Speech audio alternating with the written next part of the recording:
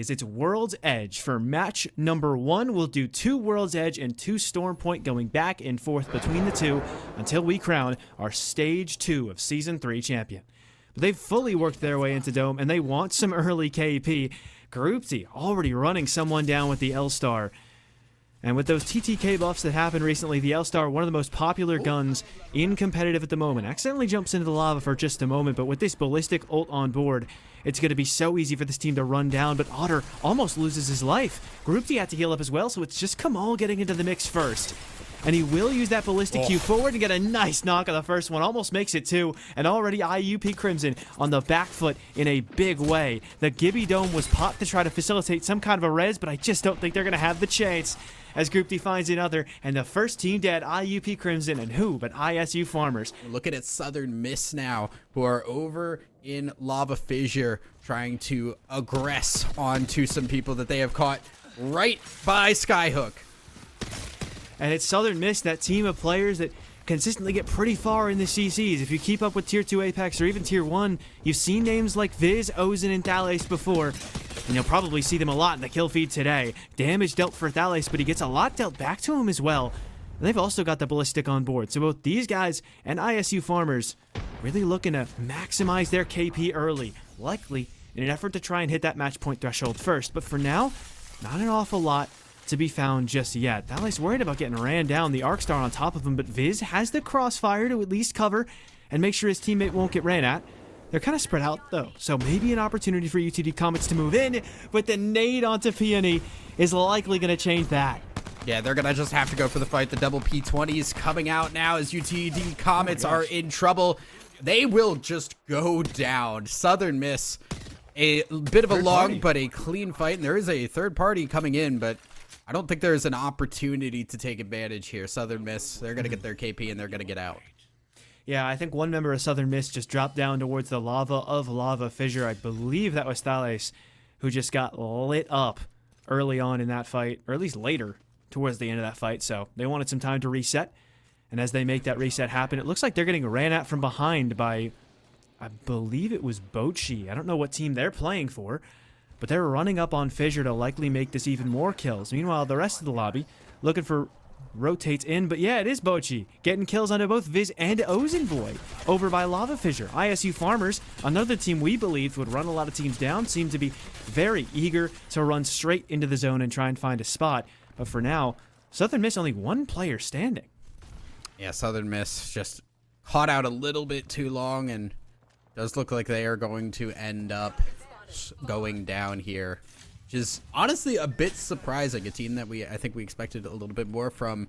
Yeah. Not a great game number 1. They were in a rough spot regardless. They were going to have to go all the way across the map as this ring is going down towards launch site Dome area. And that is a bit of a walk from West Skyhook.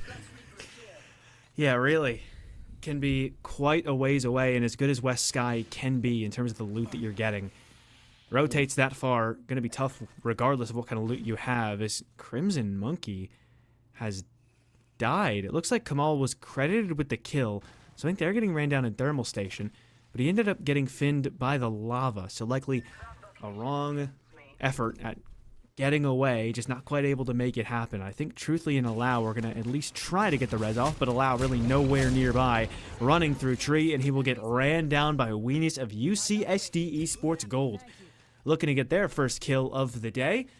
As they make their way onto the scoreboard, nobody really going to shut them down from finding that KP. It's a rough time there. You just kind of put in a scramble, and that is the last place you want to be, especially when you're already this deep into the zone and teams are rotating in. You're going to get caught in the crossfire trying to make a move like that, unless you're very, very careful. UCSD Esports Gold see that opportunity, and they do seize it. Now they're trying to make sure, hey, is there anybody else around? Keep your eyes open, because everyone's going to want to move here. Looks like a res was found on a someone. UCSD got their kill, but I think the craft was happening just afterwards. One more player has died, but that's going to be on KSU Gold, it looks like. As they're the only ones with a member remaining on the team, and Aegis is going to go down as well. Yeah, that's KSU losing another one. While a fight happens in Harvester. It's MST Gold, another one of our open teams, I believe. Though we have seen them in the league before, able to make it to the grand finals here. And Mojo by Waldo trying to land some damage early, but both of these teams a little bit hesitant to fight right now. Mavericks taking some big damage, though, and that's Gamerhawk's Navy on the wrong end of the Harvester fight. Yeah, and that's with the Crypto now scouting them out, so trying to rotate over to the team, get grouped back together is very scary. If that Crypto drone sees you are alone, it is going to be full send. Gamerhawks Navy get out of a rough situation, but you can still hear the Crypto drone is searching, and MST Gold still want to go for this fight. They are looking right now. They just don't know where anybody is.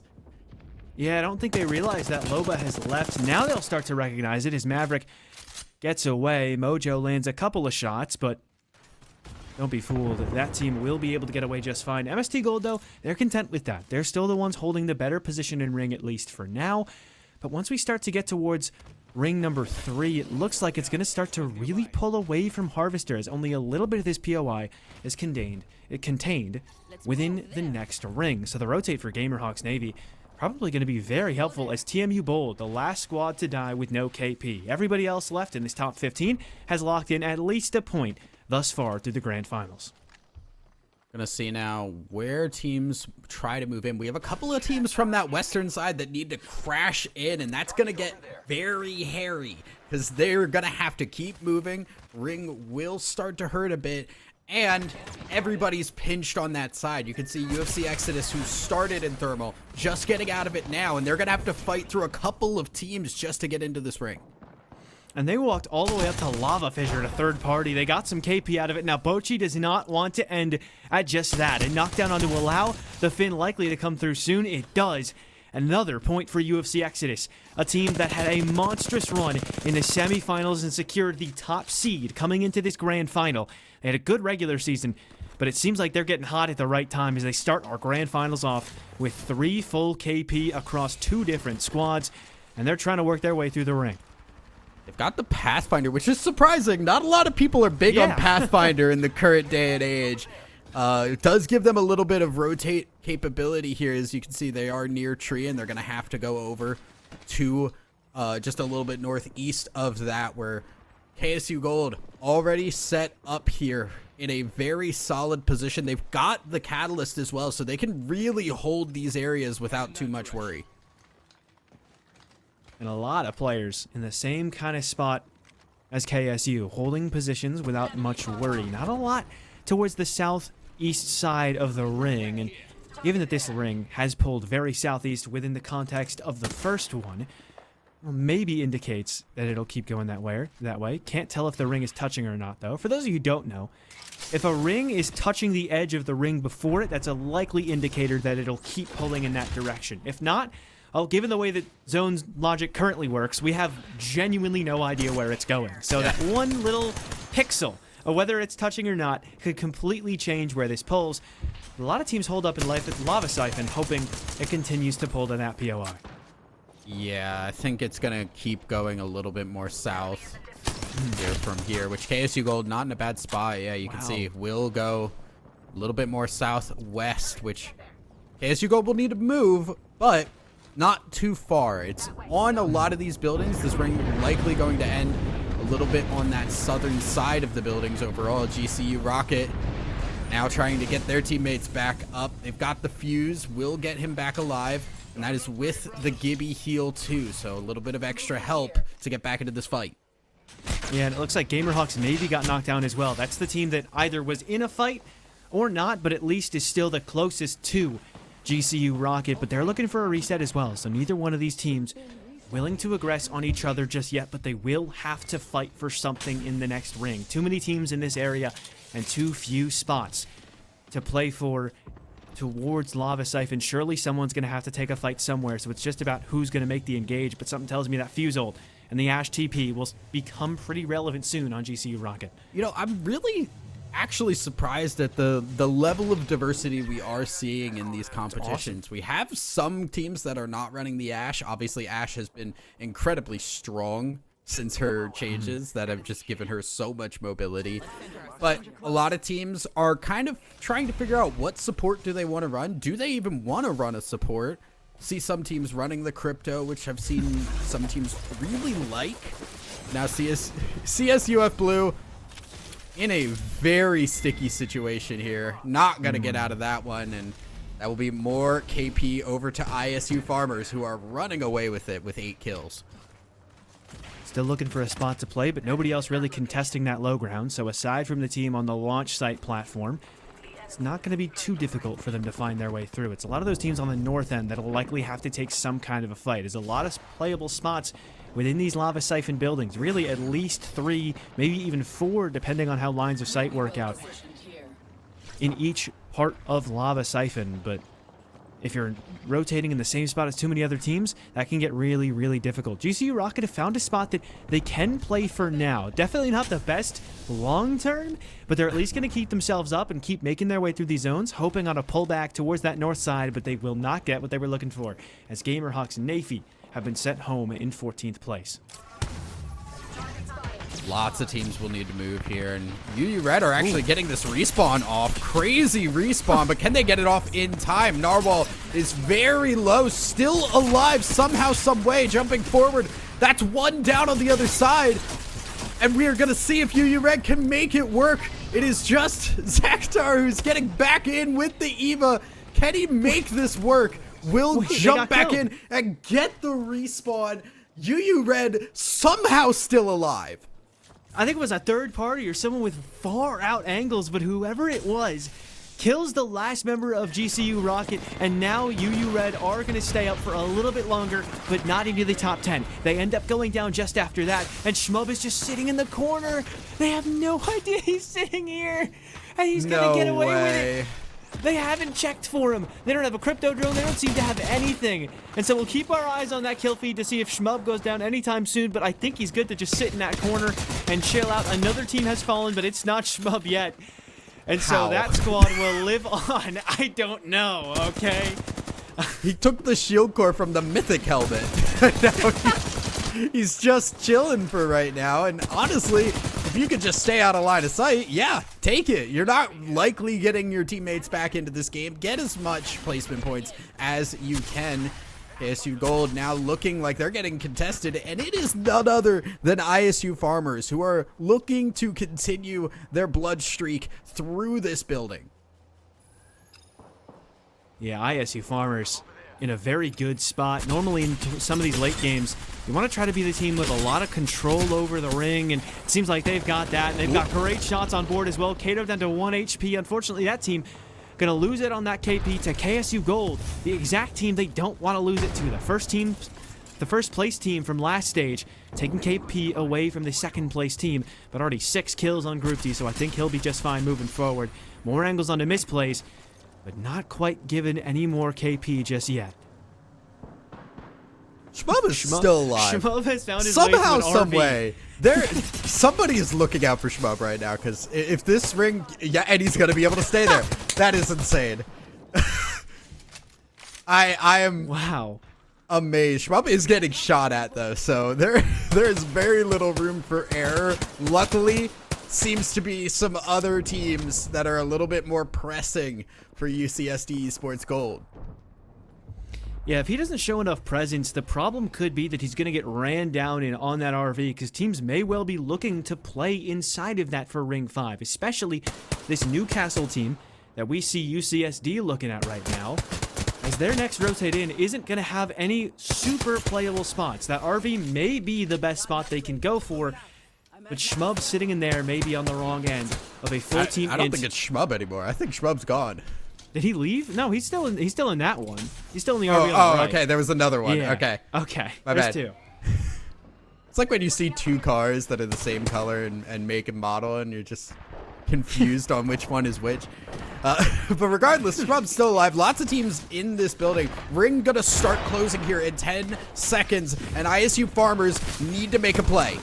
And they are more than happy to, but a massive kill from Aegis with the Rampage means that our second place team from last stage is already down 1 player, make it 2. KSU can't quite finish off this squad just yet, because the last member of ISU Farmers barely gets around the corner, but that's going to mean KSU have a pretty safe rotate, and it looks like the last one has been finished off. I don't think that KP goes to KSU, but the other 2, it looks like they will. So misplays end up actually getting it, and he gets into the building on the back side of Lava Siphon's south end.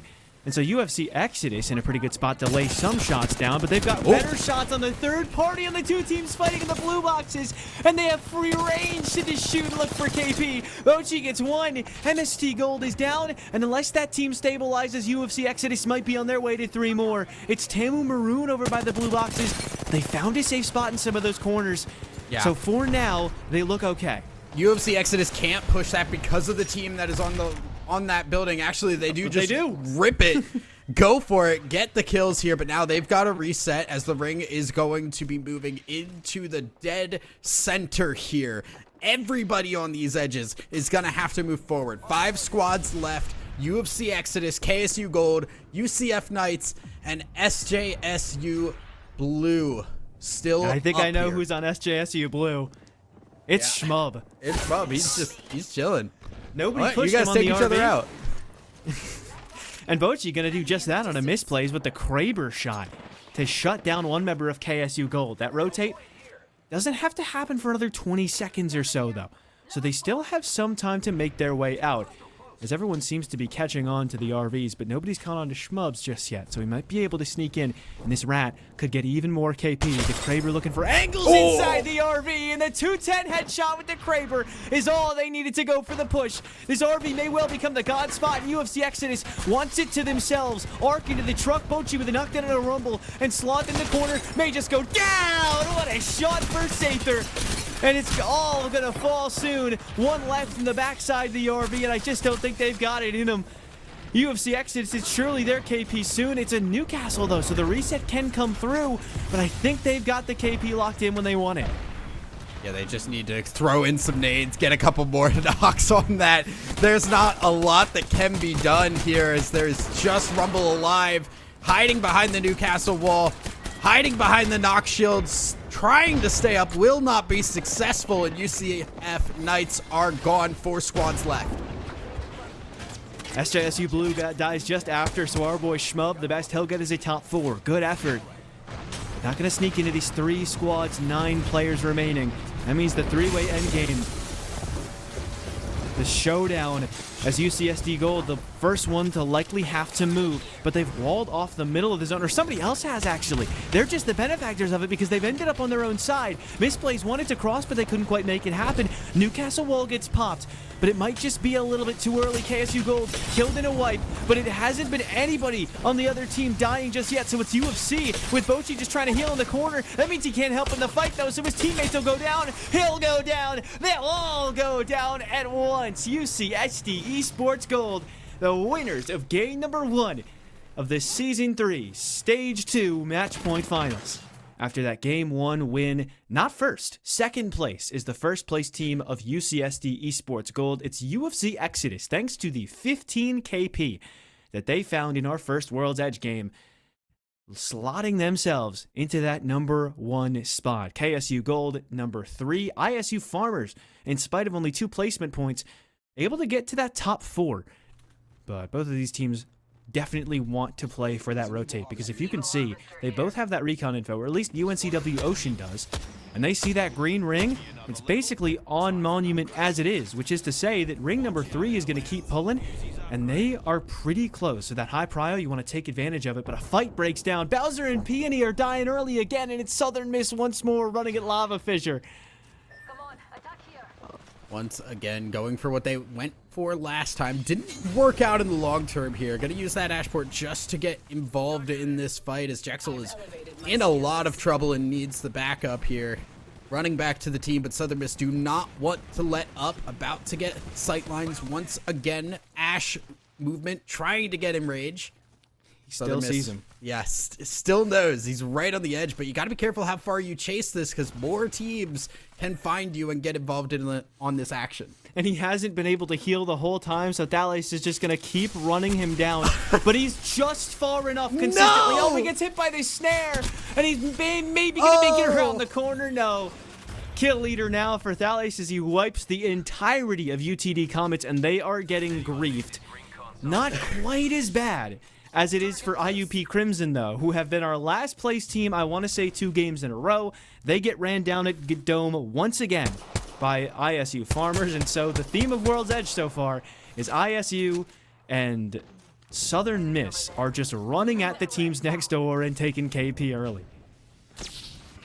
Yeah, and we saw how it can hurt you with Southern Miss last game. This time they get away with it. They not only get the kills, but they also find solid positioning inside landslide that they can rotate out of longer in the game here. Tamu Maroon trying to move themselves into a safer position here as they've been chased out, and there is not a lot that they can work with at the current moment.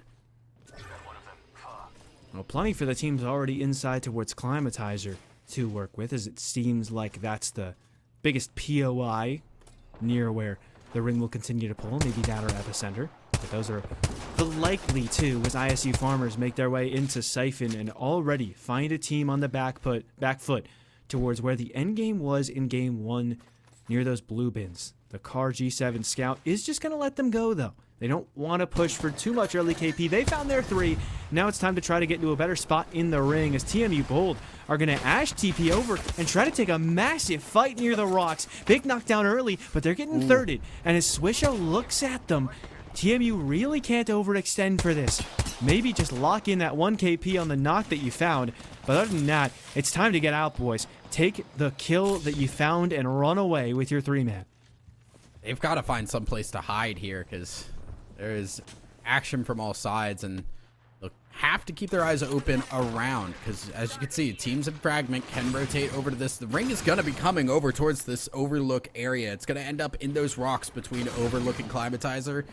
It is a rough time if you're not there early, and there's no hard cover like buildings or anything like that. You've just got to be able to play off the rocks that are available. That can be really hard if you're trying to walk up the hill into the rocks. And if you got there too early, maybe you could get ran at, but looks like enough teams are there now to prevent that. UFC Exodus really far away, barely even inside of Ring 1, taking a fight near the RV towards Landslide, or at least one of them, and doing a wonderful job early. Already looks like they found a knockdown. Returtle barely any health left, and it looks like Full Sail Armada will get closed out on as UFC Exodus, from all different angles, close out the 3 KP.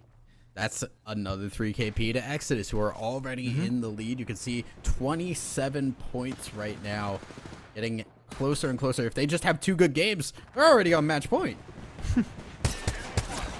Really? I mean, they're almost 25. I think it was like 24 after game 1, given the second place with all those kills. And so 26 points away. Hey, they almost made it happen game 1. We may be looking at a match point team after 2 or 3 games, just like you said. The rest of the team's just sneaking into Overlook for now, but it seems like it is going to keep pulling north, like you mentioned, towards those rocks. So a lot of these teams just content to sit in this spot for now, but I fear that we will be in a similar position to where we were towards Siphon. A lot of teams happily taking a building or 2 inside of Siphon, but it doesn't really pull towards them, and then a big cluster of some of those stronger fighting teams gobbling up all the KP on everyone else as 16 squads remain, and it looks to keep pulling a little bit north and very east. Moving that way. CSUF Blue in an awkward position here. Ring not going to push them far, but it is pushing them into teams that have taken space here.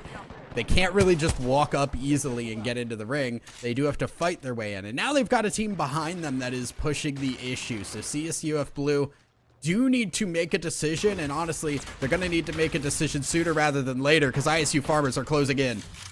And that's not a team you want closing in on you. They've got a lot of potential to make rotations with these ults, both the Catwall and the Ash Portal, but they need to make the rotate happen now, because if they don't, it's an all-purple ISU Farmers who could run up on them, but they're getting looked at. GCU is helping out this team inside the building. CSUF given a little bit more time to make their decision, and I think they've already started to run, but Crimson Monkey gets knocked down. GCU getting ripped on the houses as well, and ISU Farmers may have a new target for the int on the edge in CSUF Blue. Rotate attempted and failed. They'll go down in 16th place, leaving everybody else with a point on placement. Nades being tossed here as ISU Farmers looking to go in. They do have that EMP. Going to be using it now just to get a little bit of extra damage across the board. Wow. Hitting multiple teams here, getting involved in multiple fights. We'll lose the drone now, and Otter's not able to get in because there is a Gibraltar ult coming down on ISU Farmers, and they need to get out of there and get Group D back up. No, can't even do that. Group D fully finished and that is a problem for the Farmers. And this is exactly what I was talking about last game with Southern Miss. It's ISU Farmers falling victim to just not respecting the other team. They throw the util, they go, but Group D's way too far ahead and just gets ripped by a couple different members. Pander credited with the KP, and it's GCU who are going to get the full reset, and ISU who are going to need to look towards maybe some crafters or mobile respawns to get this full 3-man back. And it's still containing a lot of these buildings into the near future. But I don't know how much it's going to pull in this consistent direction. There was an ending near where a lot of these teams are to win Go Next, the recent ALGS championship. But it doesn't look to be that same exact ending. The ISU Farmers were able to sneak towards Fragment and No Name and get a full reset towards the edge. That's what I was thinking at first. But look at another team that's on that edge, playing that edge playstyle because they know they can win team fights. It's Southern Miss. And another... Wait, is that someone in No Name? I don't know. Yeah, there's a full team there. Why? We're just hanging out. You know what? Why not? But, I mean, hey, Group D's back in the game. So, ISU Farmers back as a full unit here. Do need to find some heals. I saw Otter only had a single shield cell. So, still not in ideal position. They've had to detour pretty heavily. But... if there is a team that I would be ready to watch fight through their way back to the ring, I think ISU Farmers is up there. Yeah, and they've got Southern Miss right next to them as well. So that will be a barn burner of a fight should it break out. And it looked like ISU were running towards Fragment to try to look for that KP on the edge.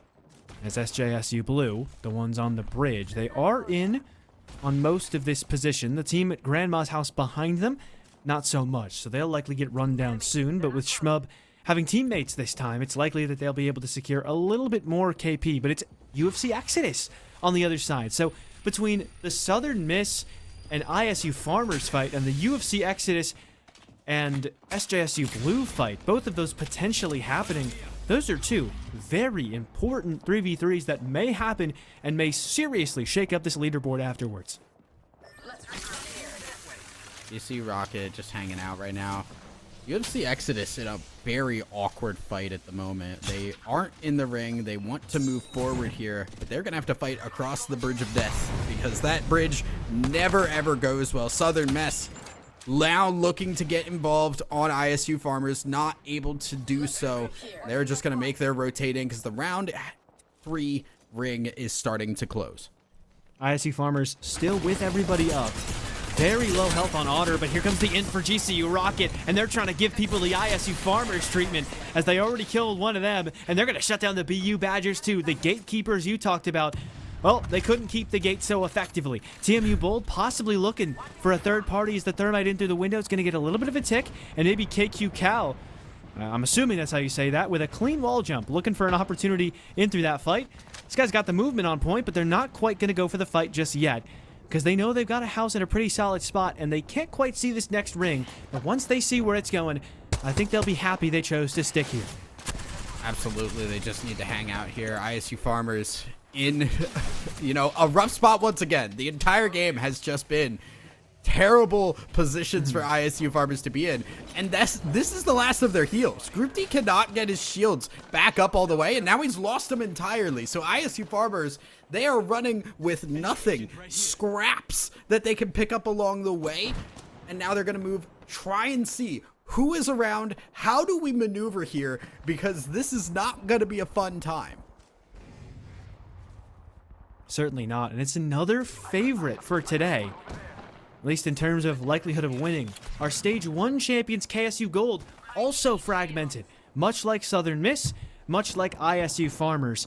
It's a one-player alive on KSU, that Rat of the Ash. And ISU Farmers have ran up on another team. They don't seem to be anywhere near each other, but Kamal, unfortunately, not going to find much. And I don't think they have any shield heals, so they're all running in full cracked, not even in the next ring. This is a travesty. This is absolutely just scrambling for whatever you can. TMU Bold, they are not in a similar position. They have been hanging out in this ring and still holding on to this building that they've had here. They were actually pushing a little bit forward as another team has started to come in for the tower area. This ring is going to be pulling much more towards the rocks here.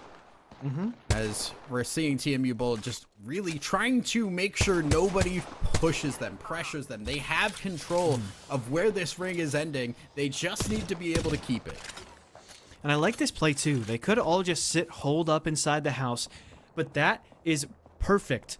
That's exactly what everybody wants to see if they're pushing into you. They want you to look like you're scared, and so they are literally holding all of where Ring 5 is going to close. As UFCX is looking for a fight on the edge, but they and Sloth Squad are going to eat each other alive. Ether goes down. UCF Knights are taken off the board, but they've got to worry about the Ring too. Get in! 3D2Y trying to make his way forward, and they barely get in along with Bochi, and they're somehow able to sneak through. Thales, the last one left on Southern Miss. He's sneaking through as well, looking for more KP on the team moving through from the train cars, but he's got to port away. He picked up 15 cells somewhere, but he ends up on the height. Nakotsu's on 1 HP, trying to sneak up on SJSU Blue, and I think he might be on the same rock that Thales was. He'll drop down just above a team below him, but he gets spotted. Kamal credited with 1 kill. Slasher with a 30-30 shuts him down, and it's 8 squads left with 21 players. SJSU Bold also going down here as things are just breaking out into havoc. There's not any more cover. All of these buildings are gone, and it is ISU Farmers. Somehow, some way, you can't shut them down. Just put a bow in Kamal's hands and let him run rampant. They were not supposed to get this far, but instead they're wiping Tamu Maroon.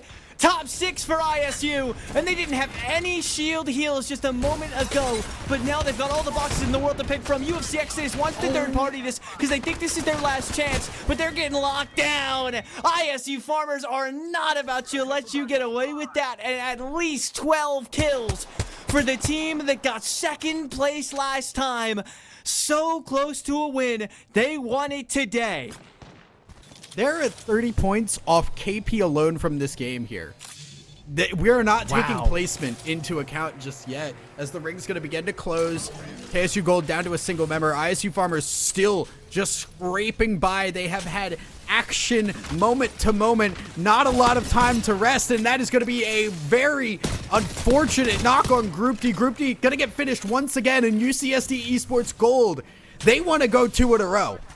They're just behind ISU Farmers in the live standings as well. So a squad wipe onto that ISU team, or just living a little bit longer, could be what they need to bump them up a couple more spots. It's top 5 for everyone remaining, but only 4 as it is ISU getting finished off, and the remaining squads getting a bump in placement points. UNCW Ocean are gone as well, so 3rd, 4th, and 5th place all fighting for the win here. At least 3rd, 4th, and 5th across the days standing so far. Habanero's almost able to get a 1 clip with the R9, but KSU Gold will die. UCSD versus TMU Bold to see who takes game 2. TMU Bold have been in prime position through a lot of this game. They just need to be able to close it out. UCSD Esports Gold, they won game 1. Again, not a lot of KP on them, but if these placement points can continue to stack up, they are very scary once you hit match point. And TMU Bold very scared at the moment. KQ has to drop the mobile shield to keep himself alive, but they've got good positioning. Other teams stuck inside an RV. If anyone gets knocked, that'll be the go button for either squad. 168 for Potato, and that's the knock they needed. UCSD going to make the play off of it now with the Bangle to come in response, but they want to try and go for that kill. The Newcastle Res could possibly get someone back up, but it's a finish for Potato onto Pyro, and now this should be the advantage. They can't lose it. UCSD stuck on the back foot, but they work their way forward, and it'll have to be a 2nd place for TMU Bold as it's 1 player standing inside a house, wondering how it all went so wrong. They held all that space for all that time, but they won't hold 1st place as it's UCSD Esports Gold going back to back in our first 2 games of the day. But the standings read UCSD Esports Gold holding the gold medal for now. UFC Exit is still riding the high off their great game 1 and a solid game 2 to follow. And then right behind them, a lot of teams with a lot of kills. 22, 24, and 17 for our top 2 through 4 squads. But like you said, UCSD Esports Gold consistently just navigate the zone so well. And a back-to-back win puts them 12 points off match point. Yeah, we're getting close to it, though, and we've seen some teams are within striking range of it based on the games that they've had so far. IUP Crimson have pulled the trigger here and started to go aggressive here. IUP Crimson in trouble, though, as they've already lost 2. ISU Farmers looking to go back-to-back-to-back and take out IUP Crimson right at the start of the game. That was a one clip from decent distance with the R9 for Kamal. And it's 3 more KP. This is happening on both maps, for those of you who didn't watch World's Edge either, so feels bad for IUP Crimson. They have gotten last place every single game, even with the POI draft in place, so that you aren't getting contested. They're still getting contested. I mean, at what point do you just, like, loot for 30 seconds and then leave the POI immediately? Because it's just insane. As another play inside of Pylon, the rat from Southern Miss is going to get a big kill in his slot, and his teammates run for the hills, but the Ash TP won't let them get away that easy. Down to 1 HP, and Viz looking for more. The Arc Star out to maybe catch the guy behind the mobile shield, but this looks like another free 3 KP for Southern Miss. Yura is just hiding behind these shields, but there are too many angles to cover, and Southern Miss will get another knock. They're not looking like they're going to get the full 3-man squad down, but Southern Miss with catching... there will be a full kill here for UCF Knights. SJSU got it. Yeah, SJSU get that, and that's just catching SJSU sleeping. They were not prepared for that. Yeah, that was... very, very rough for UCF Knights going down. They are a little bit higher up in the scoreboard, but with how many teams are having titanic performances to start off the day, by the time you get to even close to match point, after this rough game 3, there may be teams already on match point. There may be teams already ready to close it out. You might not even get to match point. You need all the points, and you need them now, because we already have 3 teams in the mid to high 30s. Just 2 games in, as the zone seems to pull towards Pylon. The cannon back to wall for Kamal. He's looking for more KP.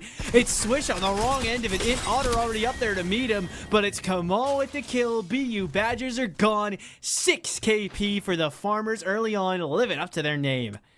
I am amazed at just the lengths the Farmers will go for KP, just chasing that through. Free firing in the air. We saw how wide those shots were from the L-Star. It just doesn't matter. Like, hey, if they hit, they hit. Now UFC Exodus now looking to catch back up here as they do get a knock themselves, and they're just going to pull the trigger on this and try and chase. Aether going forward. Scout not able to land shots, and UFC Exodus not all together for this either, so hard to make the push. And they're going to think better of it. Zack Attacks has gotten picked back up. That's the benefit of having the Newcastle on board. And it's KQ looking to find some good angles. Pathfinder is going to get away. Loba on board as well, so both Aether and 3D are going to sneak away. Same cannot quite be said for Bochi. The mobile shield needs to get popped, though, as KQ getting stared at, but he angles it the wrong way. Down to 3D once again, but this time it is your Newcastle, so Pyro's just going to head for the hills and give up that KP to UFC Exodus. And Exodus are just going to continue to chase here. Pyro, the last one alive. Not any teams in sight. They can chase this pretty freely, already going the same way the ring was anyway. The big problem that they do need to worry about, and I think they're going back for it, is they need to make sure they have enough heals to last through this, because some of their members are not in that ring yet. Not quite there. UFC have a lot of room to work with, a lot of room to rotate in. Matter of fact, the western choke of Pylon totally free. And wait, ISU Farmers are dying on the edge. PB and John, my goat, getting a kill with the Eva 8. Now it's got to be Kamal running away. Found 4 kills early, but the kill leader might just fall in 16th place without a placement point to their name. Otter could get revived, but I think that might be a little bit too much of a risk, given that Kamal has just shown so much presence. He'll have to try and go for maybe a craft and wall. Either way, it's another chalk to rotate for ISU Farmers. He can't even go for the craft and wall because Otter's not fully dead yet. So, like, he ideally wants Otter to just get finished so that he can craft and then get them back in. Otherwise, he's got to find another crafter to go to because he's going to be way outside of the ring and have to go through a lot of pain to get that team back on its feet. And this ring pull seems to be very weird as we tune back in with the squads making their way towards the pylon endgame, or at least they thought it would be a pylon endgame. But by the looks of it, ring number 3 in a very different position. It looks to be much more of a Jurassic endgame by the looks of the minimap in the top left on the CS-ULB members, and pretty much entirely Jurassic. A little bit of pylon will still be in, but everyone is leaving Jurassic. Not a soul is expecting this pullback. ASU Gold now trying to reset themselves here as UNCW Ocean doing the same.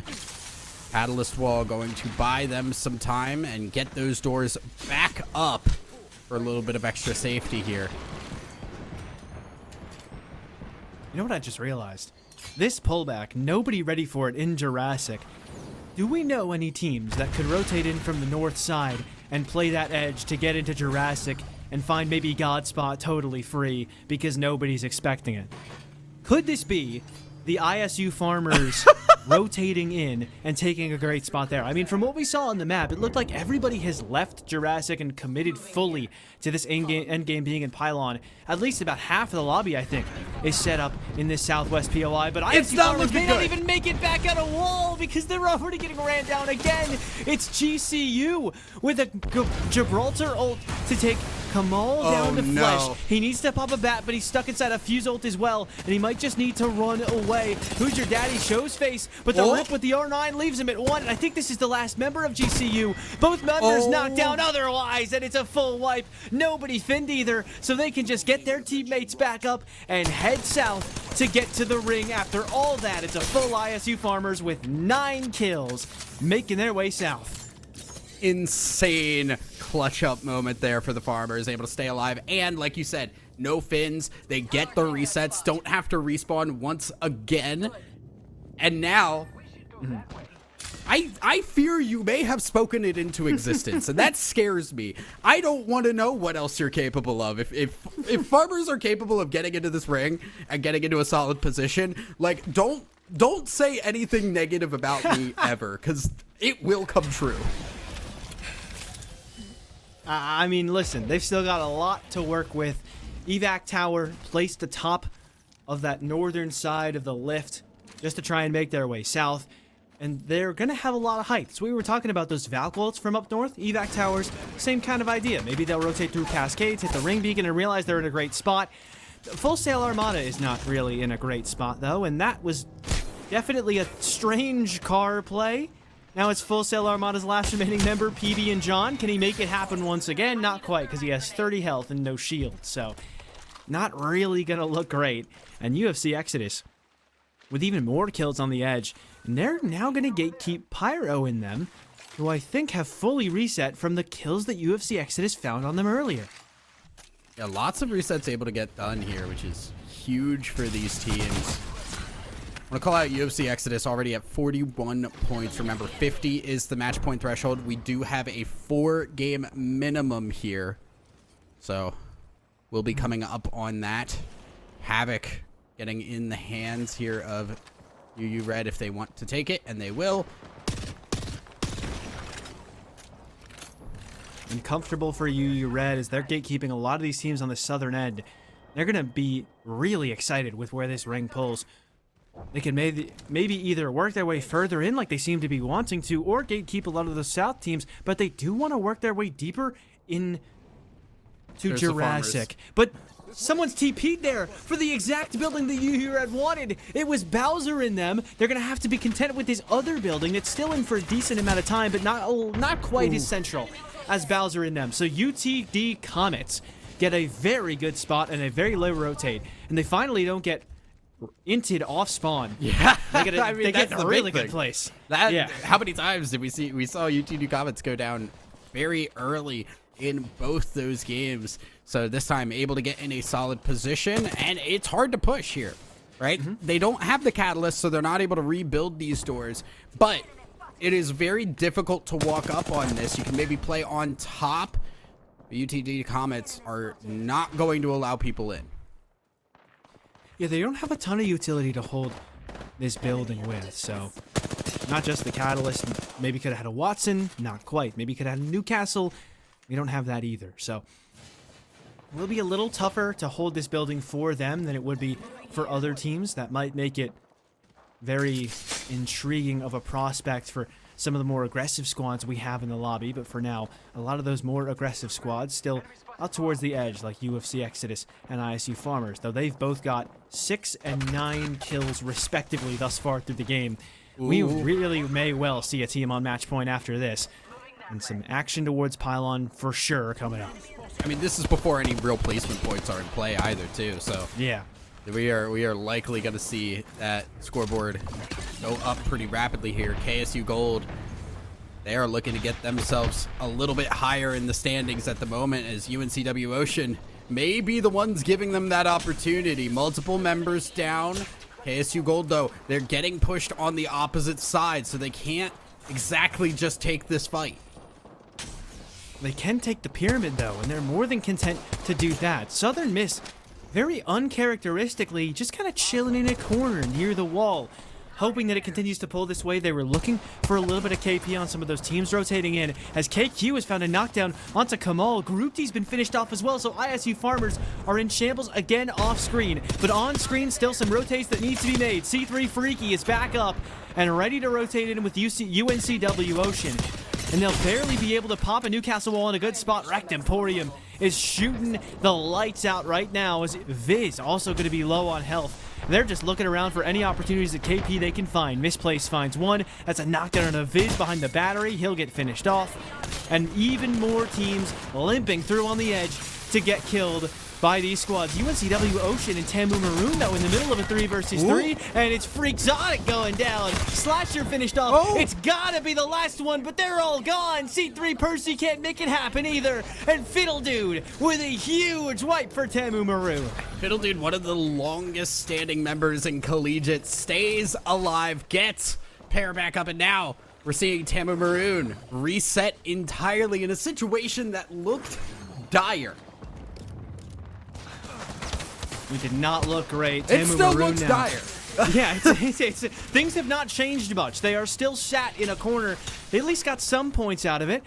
They may have a little bit of util to try and rotate with, but in Ashport into the river, it's very clear that CSULB, if they're going to die, which they think they will, they at least want to take another team with them. Southern Miss has died, so that's worth noting. One of the teams we had that was playing well last game, not going to get a ton done this game, and CSULB have gotten wiped in this fight. Tamu Maroon are not letting anyone talk to them on the edge. They only get one knockdown, and the res can happen, but the rotate needs to happen right after it. Oh, they've got to get moving, and it's not going to be fun. Granted, they have a lot of space they can move without worry, but as soon as they hit that wall to get into Jurassic, things look dicey. CSUF Blue feeling a little bit of that diciness right now as they are getting attacked from a couple of sides, and the problem is they can't stay here. They do need to move up towards this building that's in front of them.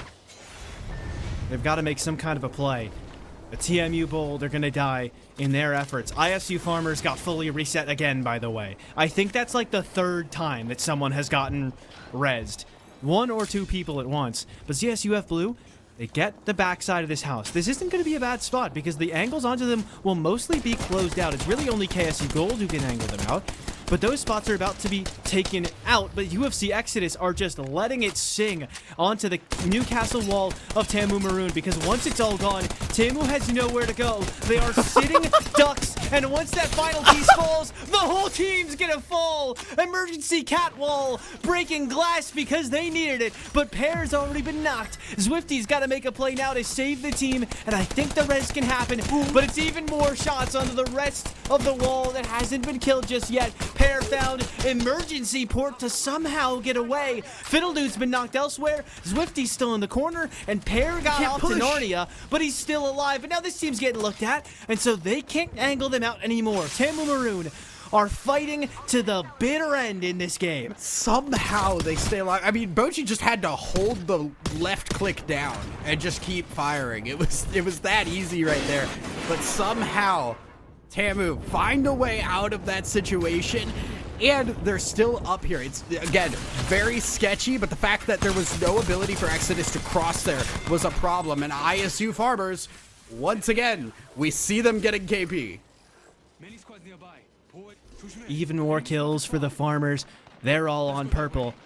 And they're all ready to go. The ring not going to help them in their endeavor, but the EMP down, very well flown by Otter. That'll get great damage onto the team they want to try and push. Rez was attempted by Weenus, but they won't get very far. Ether's knocked down Kamal, but a trade onto Weenus is going to mean the Rez can happen, and as this ring continues to close, Kamal will be back up to make it a 3 versus 3. Otter knows this team's under pressure, though, and they want that last kill. They get what they want because they are the farmers. UCSD Esports Gold will not make it 3 in a row. But Kamal now getting pushed to the backside by Bochi and company. As Ether with big kills, not gonna group D, fit on Kamal. It's one player left again for the farmers, but not a respawn beacon in sight, so we'll just have to rat for the placement he can find. And this is kind of the problem with Farmers Comp is they don't have a support, so they don't have any way to get themselves back to full health after they res. They have to just sit there and hope they have the time to heal. And when they don't, that's what happens. Cabal didn't have the time to heal, gets third-partied, and that will be the end of Farmers in this game.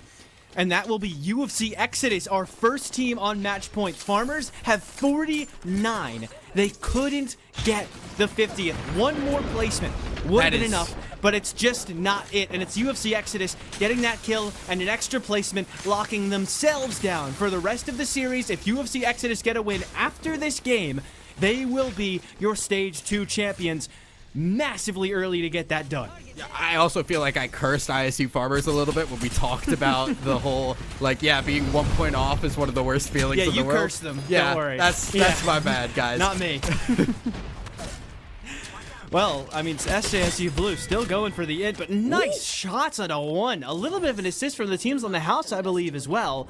And they'll have time to get this res off. They'll have time to get both of them off, thanks to the catwall and the fact that everybody else is elsewhere.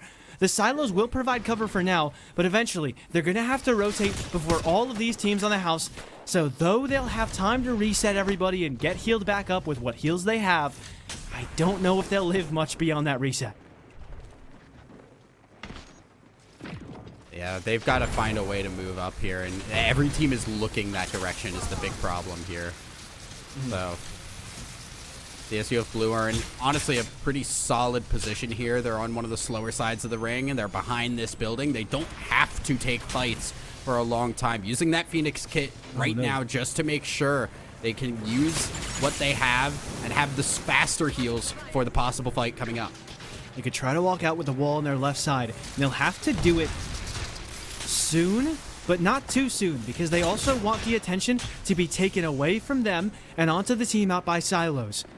So once that timing happens, they might be able to sneak out on the left side and maybe catch some of these teams off guard with some of the elevation. Viking Cap and Shmub are trying to live behind that pill, along with Nkosu, but it doesn't look great for SJSU Blue. They were one of the earliest teams to get to Jurassic, but I think the best they're going to be able to do is 4th. CSUF, I think, have also tried to make a TP play. They're going to TP forward, but they're just in the middle of it. Crimson Monkey wants to end SJSU Blue. They want to play for the kills. I don't think they found any of it, though. And now they're going to die for it. 3rd place for them, maybe, but UU Red are inting everybody. So we don't know who's going to get 2nd. I get the feeling that it's UU who will get 1st. KSU Gold down in 3rd. CSUF barely stuck in a 2nd. They might even get 1st. It's Narwhal up with the P20s. 1 HP left on his opponent, and he'll do the trick himself. Narwhal with a massive clutch for this squad and a 1st place from the height for UU Red. Is only one team. If UFC Exodus win this next game, we are done. ISU Farmers don't even get a shot running with the Octane, the Fuse. What are we doing here? Psych. Gonna be on the wrong end of it, though, and Pander already runs someone down. That's what they're doing. They're getting kills. GCU Rocket have recognized that someone's already on match point, while they themselves are not awfully close in 14th place after 3 games. And they need kills on the board. Pander, though, on the wrong end of a knockdown from Returtle. And so even though they've locked in 1 KP, Full Sail Armada are not gonna let them go unpunished. Who's Your Daddy has yet to pop any shield cells. They get their teammate up, but here comes the rundown from PB and John. He wiped ISU last game, and with help from Returtle, he'll knock Nando back down. It's still a 2 versus 2. Knock on a 1, trade immediately, but it's the cleanup from Habaneros coming through. GCU Rocket get their kill, but there's another team here, and it looks like the North Pad squad of Weenus and Potato are gonna run up on this and make things tough for GCU Rocket, and I believe that's UCSD, a team we have who's already really close to match point, taking 2 kills and looking for the last on the Pander. Habaneros runs around the corner, and it's surely not too long for Pander to live in this world. GCU Rocket down, and huge kills to UCSD Esports Gold. That is 3 to them, which puts them 6 points away from match point here. They don't need a lot of points, but getting 3 early is huge. Now, it's very reasonable to just play for placement if you want to. Certainly is. You can just try to play through that ring. You're only 6 points off, and you seem to be very good at playing for placement when you do. So, UCSD, the kind of team that'll want to do that. BU Badgers, sneaky beaky like through the spiders outside of Command Center. They spot Slasher. They don't quite get the crack, though. And that's going to let UNCW Ocean know that they're here.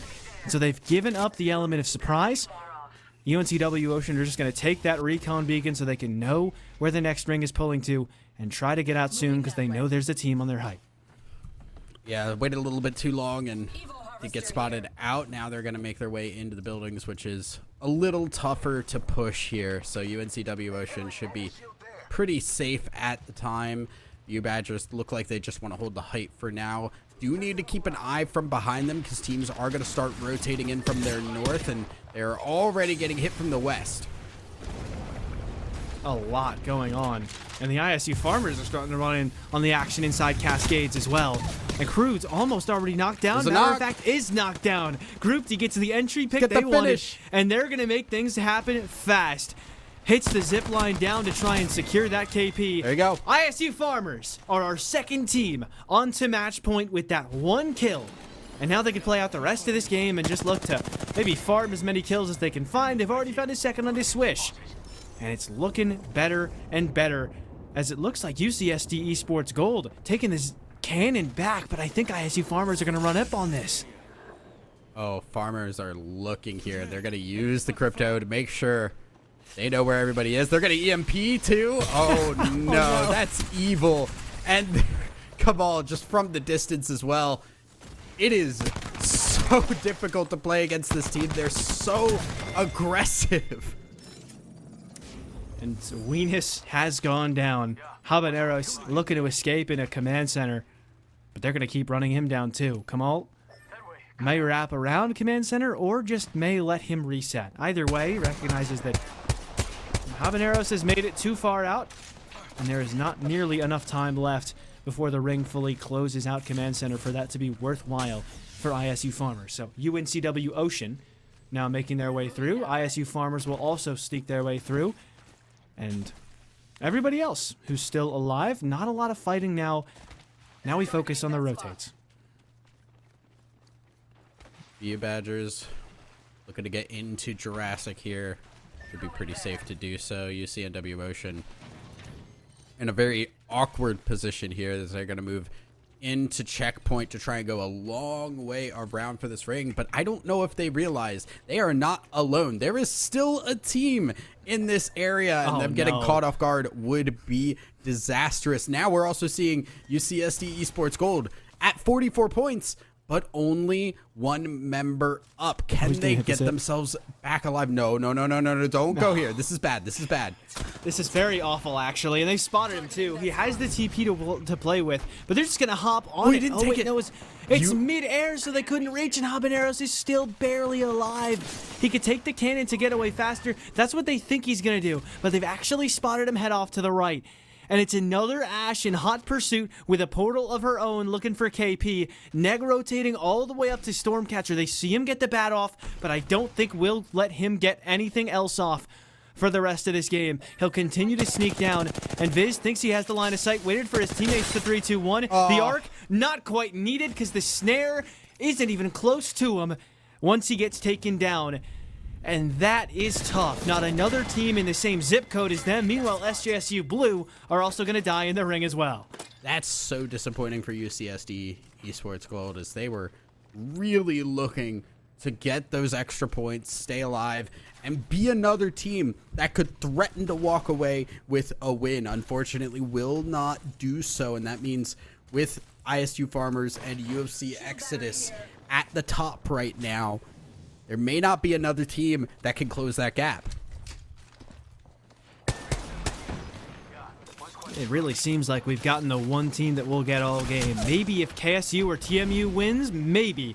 But MST, it's not looking likely. Mojo by Waldo sneaking through the storm, and he's already lost a lot of HP. Gonna get TP'd on by Truthly, as teams have recognized they desperately need the kills. A no-scope headshot with a G7 Scout will close that one out. And a good kill for Truthly. More KP locked in for CSUF. They're at about 16 right now, so they're not really close to match point, but we're going to need a couple of big games. They recognize that, and they recognize the opportunity for KP, and they take it. Great play. Farmers honestly have a free game to play with right now. All they really want to do is make sure that Exodus do go down. They can somehow ID Exodus and get them out. That is their goal this game. Exodus don't seem to be anywhere close to these two at the moment. They're rocking the same comp as before, but 100 banger onto Kamal is going to get a good knock for Thales. Not quite a KP yet, as Viz is still taking shots at the team on this house. Group T, not quite super low yet, but Thales with good damage onto the roof. Almost a knock. In fact, it is. Not quite a one clip because he was already cracked, but a massive kill. That's 2 KP now for Southern Miss and ISU Farmers. Well, they hit match point. Maybe not a ton else to be done. Otter does have the crypto drone to work with, though, so he could maybe reach his 2 teammates inside Jurassic. Ooh, they see it. Thales, they're running him down in pylon, and they know to look for the drone. And so as it gets further and further, it's easier and easier to see that invisible crypto. They're just checking corners, seeing if they can spot him. Wow. They got him dead to rights. How? That is insane. They just know exactly where to go and grab him. That will be, unfortunately, the exit for Farmers in this game. They do accomplish their main goal here of getting above match point. Now they have to sit and wait and hope Exodus do not get the victory. End of the day, that's all you can really do. Top 14, which means that, ring the bells, everybody, IUP Crimson has gotten a point. They are not going down in last this game. They actually, this was their first game, they didn't get 20th, and they finally got some points. It may look a little odd to not loot Zeus at all and then rotate out immediately. This is their best game so far. Tough rotate anyways, but if they've gotten into Barometer, could be a decent end game. But this end game is going to be tough for a lot of teams to navigate because it's pulling up towards the south, towards the north end of Barometer, and most of that end game is blue, which means it's a lot of water and not a lot of cover. Yeah, the Barometer endings are really awkward, especially just getting into Barometer. If you're not there early, rotating in can be terrible, especially with the legends that we have right now. You don't want to use your Ashport just to rotate in when you're not trying to fight, and it feels very bad to just walk right in because, like you said, no cover. Now we have a lot of teams already in here. KSU Gold starting to get a little bit of action onto their opponents from the other side. And KSU Gold are at least inside the next ring, but we can all see that they will not be in a great spot for a while. So now it's about time for them to navigate somewhere else where they'll maybe have a bit more fortune through rings 3 and 4. Already good damage for Rect Emporium onto UTD in the middle of Barometer. Good snare as well, taking a lot of damage as the shield Bazar popped for UT Dallas, but Bowser just cracked right again immediately after popping the last one. And so much damage into the middle. This could even be a KP opportunity for KSU Gold.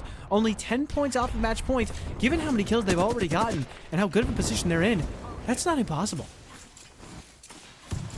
Really not. Nades being thrown down. KSU Gold need to keep their eyes open multiple ways, though. Team below them, team to their west. And it is not going to be a fun time.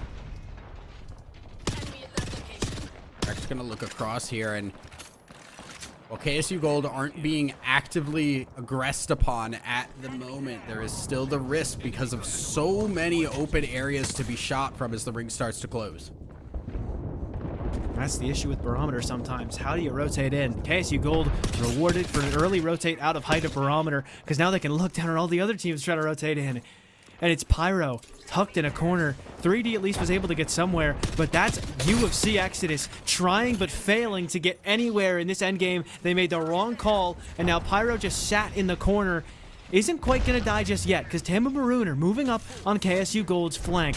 And so they've got to chill and look over towards the left side to make sure that they don't get hit from Texas A&M. 3D trying to go for the rotate, and that's the match point team that they need to get rid of. And I think they've recognized this. Yep. Bochi down, all of UFC Exodus down. Game 5 locked in. That is unfortunate for Exodus and a honestly fairly early exit for them. But it does mean we're getting more opportunities here, specifically for the Farmers. Also, KSU Gold getting a lot of points here. They're 8 points away. That's doable. And as we keep this game going, it just seems like that's the main story for now. KSU Gold, it's doable. It's doable, guys. You can make this happen. Not in the best spot for this next rotate, though. And this ring, this is going to be a hard one if you aren't in the best spot, because there are not many spots to get to. A couple of stray rocks and a rock formation in the middle of the water that can be played around.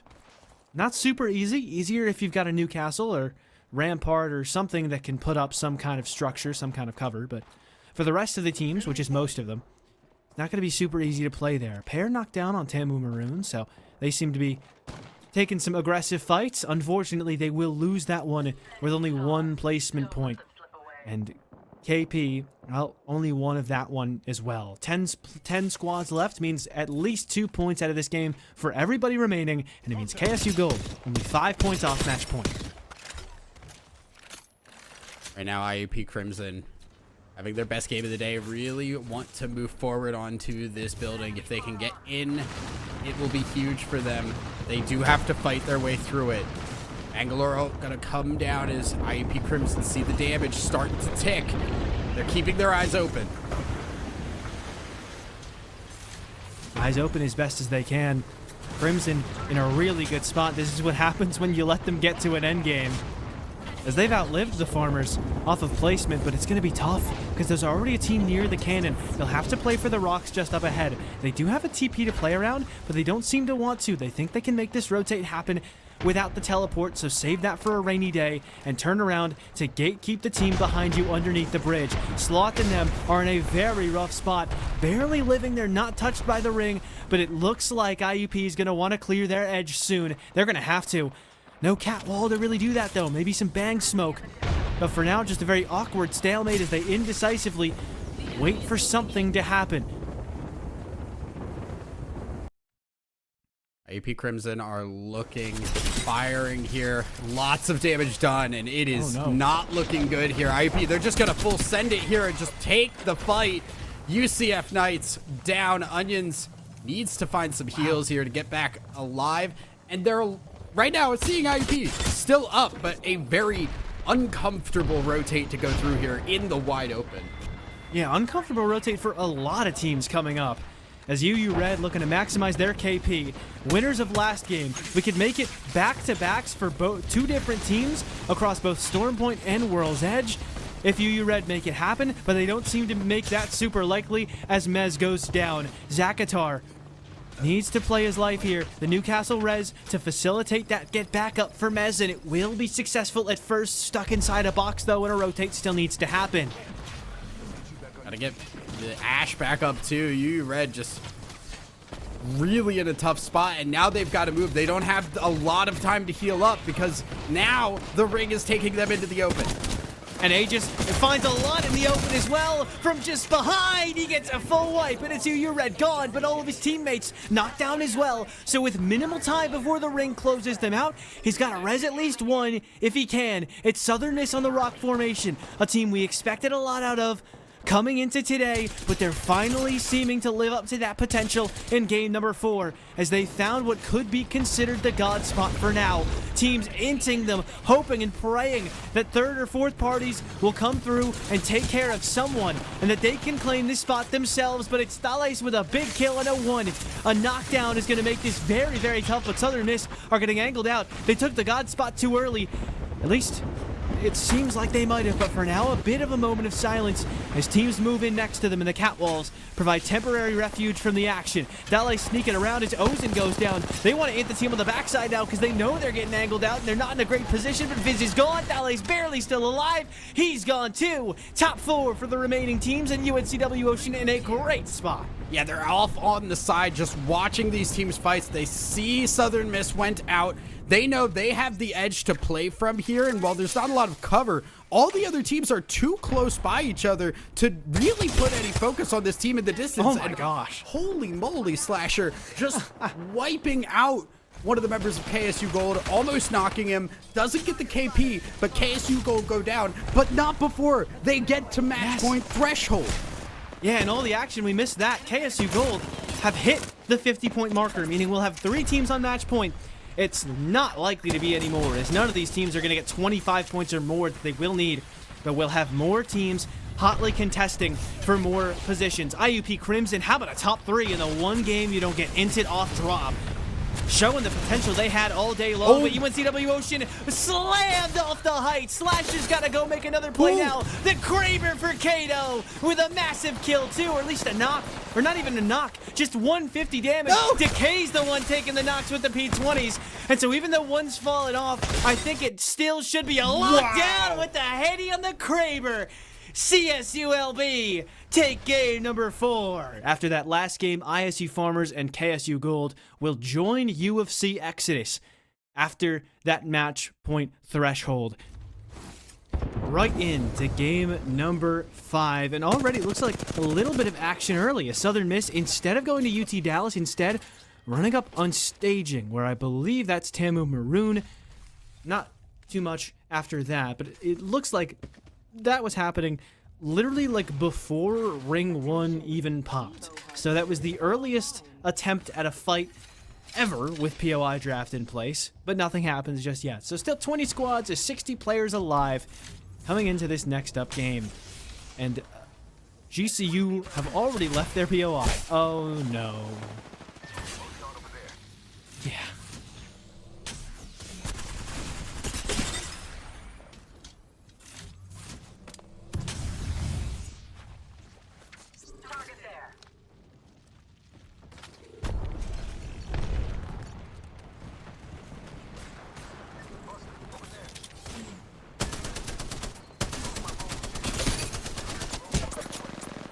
Oh. Not quite for long, though, as Jacketed Swan with a big kill on Nando, who got that first kill at a Swish. Swan now trying to duck out. Daddy looking for... I'm never saying that again. Looking for a Q onto someone trying to get a res off. But unfortunately, not quite able to get it. Does finish off the player who just got revived, but unfortunately, he too will fall right after. It's Pander on 10 HP remaining, looking to run away for the rest of his squad, but he just barely can't round the corner. But they're all cleaned up by who but the ISU Farmers, coming through and taking everybody down. All the loot from that southeast corner of the map goes to them as the rich get richer, but Full Sail Armada now in a fight up against Tamu Maroon. It's got to be the last remaining. Returnal already finished off, and I think their last member has just ducked out while he could. Yeah, big fight seemingly coming up in Harvester, as Tamu Maroon are going to run up on one team. Also another squad running around the north end, hoping to just avoid everything, and it looks like CSUF have been allowed to do just that. They run past the north end of Harvey, and nobody really looking at him like that for too long. It's Viking Cap and SJSU Blue who seem to be on the other end. Actually, not quite. I don't think that's them. Well, either way, Nicole, yeah, it is SJSU Blue who are on the other end of Harvester, and Tamu Maroon looking to engage in a fight soon. Meanwhile, the team rotating out that was just hoping for no action and just didn't want to get in any trouble has gotten knocked down, truthfully, is now going to get his team inted by Nkosu thanks to the death to the L-Star. That way, go.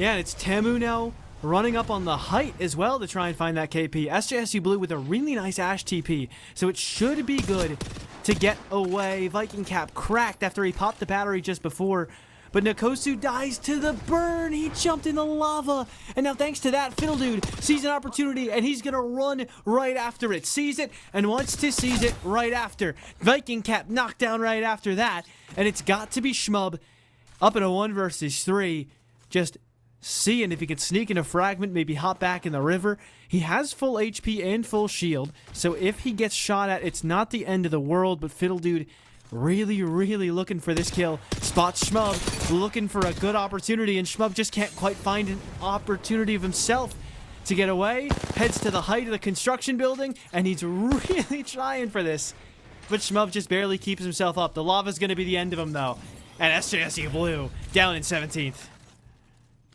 No, I think he still gets it because he got the last damage. Really? Wow. Is here. That's crazy.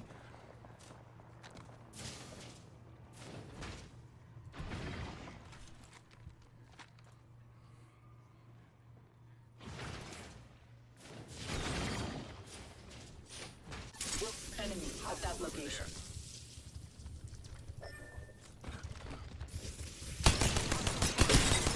Now they're starting to run someone down. Onions is already dead before he could even think about it. Exodus, who are changing the comp up a bit, but they're keeping the path, and they're running a rampart now instead, are running rampant on this team on the wrong side of the rampage revved up. Onions already finished off, and now IUP are trying to make their way out a different direction, but Psycho's been caught onto. The Ashe is barely able to tuck around the other end of the cliff, though. And not only did the Ashe get away, but his teammate was so slow in getting to this point that he actually turned around and went back into thermal station. So even though Psycho's going to die for it, it looks like one remaining member of IUP Crimson should be okay. Ever mind. Popping an evac and trying to duck away. And he's barely holding on, and he will continue to, but I think he's going to run into a team in the tunnel. Either way, not a great start for IUP, but it's not 20th place, so it's kind of an upgrade compared to what they've seen in the past.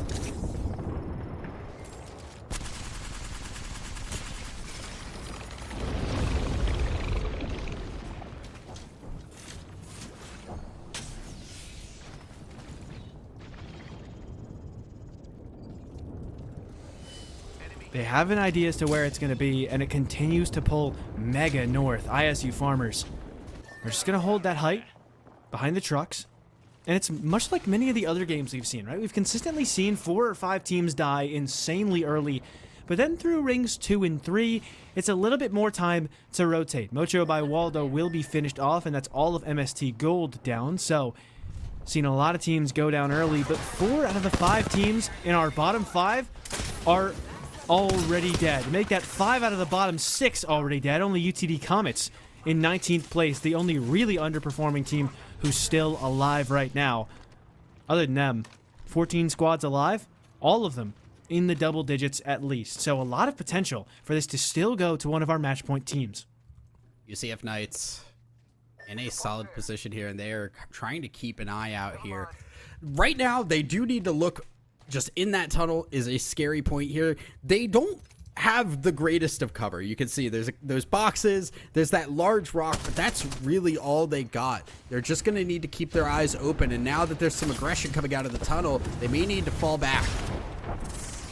Ooh, and UCF Knights really in a dangerous spot. The Nays are going to hold Southern Miss off for a little bit longer, but UCF don't quite know that Thales is this close. He's already ripped Sloth, and Fizz credited with the kill on the wrong end of an opening death are UCF, and now the wall to maybe try and get them something. The res shut down immediately, though, and that Newcastle res will not be allowed.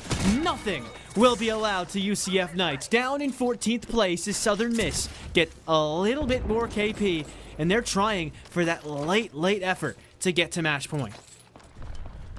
Don't give up until you know it is over here. Still looking to get up in that top placement here. Right now, we still have all 3 of our match point teams here. 13 squads left. It is getting dicier and dicier as everybody that has gone out has been below that top 10 mark. So it is all the bottom teams that are continuing to go out early. Meanwhile, these teams that want to get those points up towards match point, still alive, still kicking, still getting points for themselves so that they can possibly be in a position to win in a later game. UFC Exodus, they want to be in position to win now. Big kills early. They want to try and get everybody to perp if they can and find all that early KP. They've spotted Pyro, and they will soon take him down. The EVA 8 one shot away from getting that kill, but it's the ring that'll do it. Actually, the arc snare that did it. Either way, he's death gone on one end of Pyro. Yeah, either way, he's dead. We got a kill. And they continue to make their way forward to what they hope is going to be their win. But they are on like the wrong end of this ring, as it's going to keep pulling north. So I just don't know if I feel confident. UCSD Esports Gold, our team that is closest but not over that match point threshold. They need to find some KP for themselves here. 12 squads remaining. UFC Exodus healing up on their way in. This is not going to be a fun ring for UFC Exodus. If they're going to win this, it's going to be by playing aggressive like they've been doing through a lot of these games. And already another kill found for UFC Exodus. So just like you were suggesting, if they're going to get it done, they're going to get it done their way. But look at the only team in Ring 5. It's our first place team right now, ISU Farmers. Not going to be first place for long, as now they're tied for that spot with UFC Exodus on 4 kills through this game. But something tells me that they're going to be in prime position to maybe get that win. They're still running the Ballistic along with an Ash Catalyst. Other than that, and they are the only team in position inside of ring number 5. It's going to be a tough position to play late, as they aren't quite in a building, so they're not going to have insane cover, but it can also be tough to push because they're entrenched in that spot. And a lot of teams who want to push up on them, they're going to have to expose themselves to everybody else in the ring. And so that may well mean that ISU Farmers are going to end this in 5. Very possible here. They have the breach of the rocks there to play off of, and that really is enough at this point.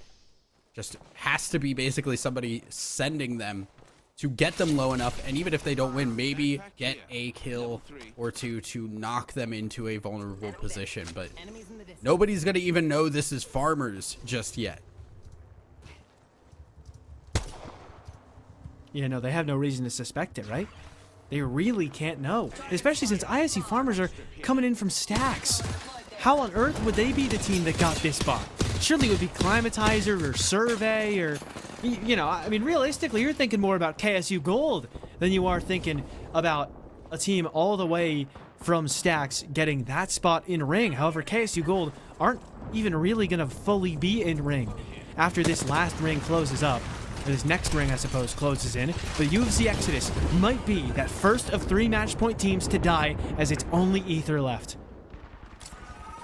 Right now, gonna see UFC Exodus holding on. FPS Ether is gonna put down a wall, maybe try to go for the revive.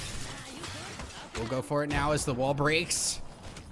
We'll be able to get 3D2I back up. No, cannot get it. And UFC Exodus are out. One of our 3 match point teams gone. Enemy there. 2 of them left, though. And KSU Gold in a decent spot as they landed in Survey. But ISU Farmers in an even better one. They're even ready for Ring 6 to close in. Or I guess Ring 5. Either way, they're ready for the one after this one without even realizing it. It's like destiny. It's like it was meant to happen. This team that was getting so much KP early today, but just wasn't getting the wins, wasn't even really getting close. As in terms of those top 3 positions, they hadn't gotten a single one all day. Their best placement was 4th, or was 5th, up to this point. And now the zone just keeps pulling to them like they've got magnets in their shoes or something, because they just feel like they're in the God spot. But they're getting pushed by Southern Miss. Farmers looking. They are now going to pop their own ballistic ult and see if they can take this fight. But Southern Miss getting a good start to it. Otter on a single digit. HP will get knocked, and now Southern Miss with a great start to this do lose their own ballistic as Thalos is trying to back away. Eternal Viz doing the same, trying to get height. 2v2 right now, and the res may not be able to come through. No, Otter's gone. Ozin now knocked as well, so they have to get away because everybody in the surrounding area isn't letting Southern Miss get away with this, and they're gonna die for that push. But what's important is that ISU Farmers died as well. Whether they recognized that it was ISU Farmers in that position and thus made the play, or if it was just a play for God spot that went horribly wrong, either way, they have saved this lobby, at least in theory.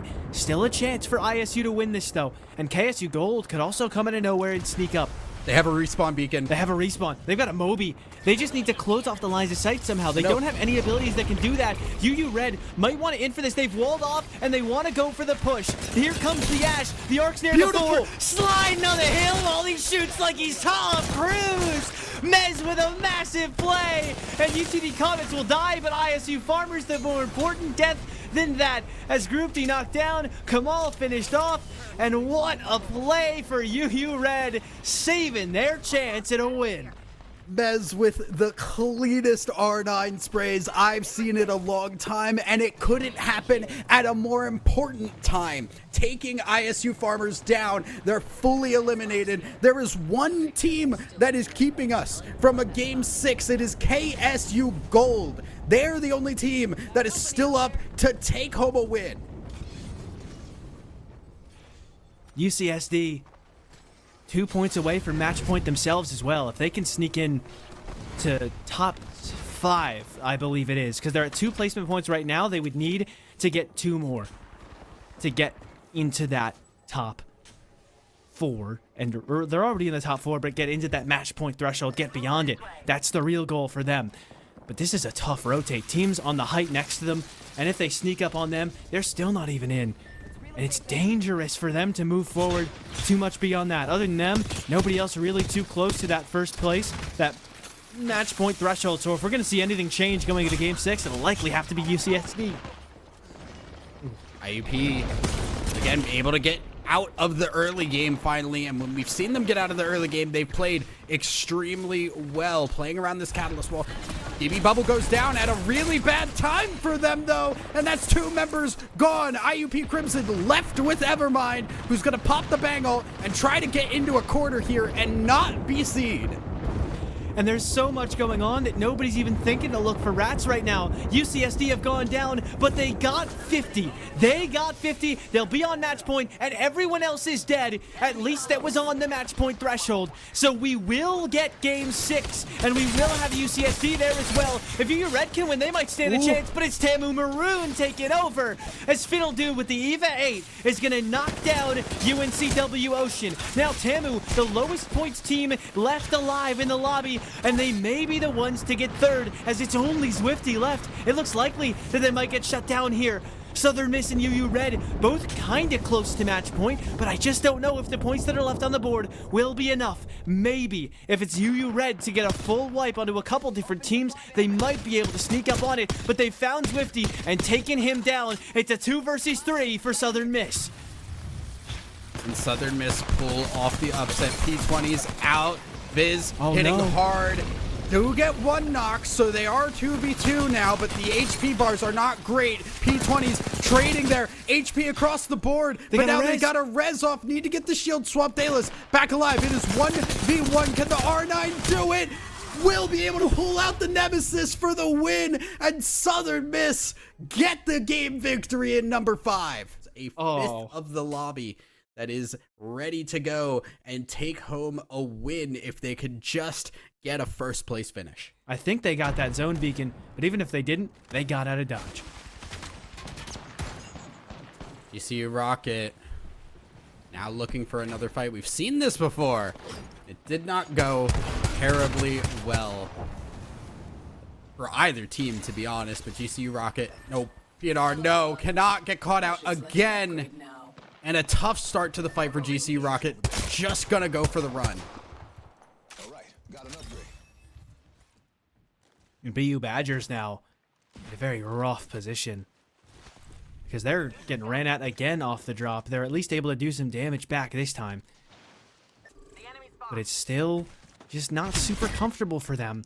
And GCU Rocket have officially lost one to Jacketed Swan. So they're at least making the most of a bad situation with that knockdown and free KP. But it's ISU Farmers now running up on them. So I told you it wasn't a great spot because eventually the Farmers recognized the opportunity. And I think they might just be running this down. Jacketed Swan, barely any HP left on him. And they get into the tunnel okay. But I don't know if ISU Farmers are going to let them get out of it. That's the issue. Yeah, exactly. Every season is harvesting season with this team. They're just going to continue to play aggressive. Now, they did swap out here to put Otter, who was on the Catalyst last game, and in previous games was, I believe, on the Crypto, now is on the Rampart. So maybe recognizing, hey, if that ring goes to an area with no buildings, Catalyst doesn't help us. Let's at least get something that's consistent here. Get something that, you know, you can at least get going a couple of times over. At least GCU Rocket have found a spot with a couple of respawn beacons nearby, so if they can get a crafter, then they might be able to get back to that consistent 3-man. ISU Farmers, though, now on the wrong end of something they've done to other teams quite a lot today, which is long-distance shots as you try to run down a team towards the edge and maybe get some kills for it. And all of these teams from that south end of the map looking to make their way forward, but realistically, kind of slower than we've usually had at the early game. By this point, maybe we'd see 18, 17, even 16 teams left. Still, only one squad fully taken down, though with all these teams in Monument and Fragment, I think the next team to die may not be too far. Well, look at the end ring, and that's going to give you your answer why. Is everybody can hang out in Skyhook. Skyhook has an abnormally large amount of teams that can hang out in it, because there's so many buildings to play off of. And now, I'm sure ISU are kind of kicking themselves for not having the Catalyst, because that would have been really big for them. Regardless, we are going to see a lot of teams survive. Look at how many teams are already in Skyhook, because they know that's where this ring ends. It's just a question of where in the ring.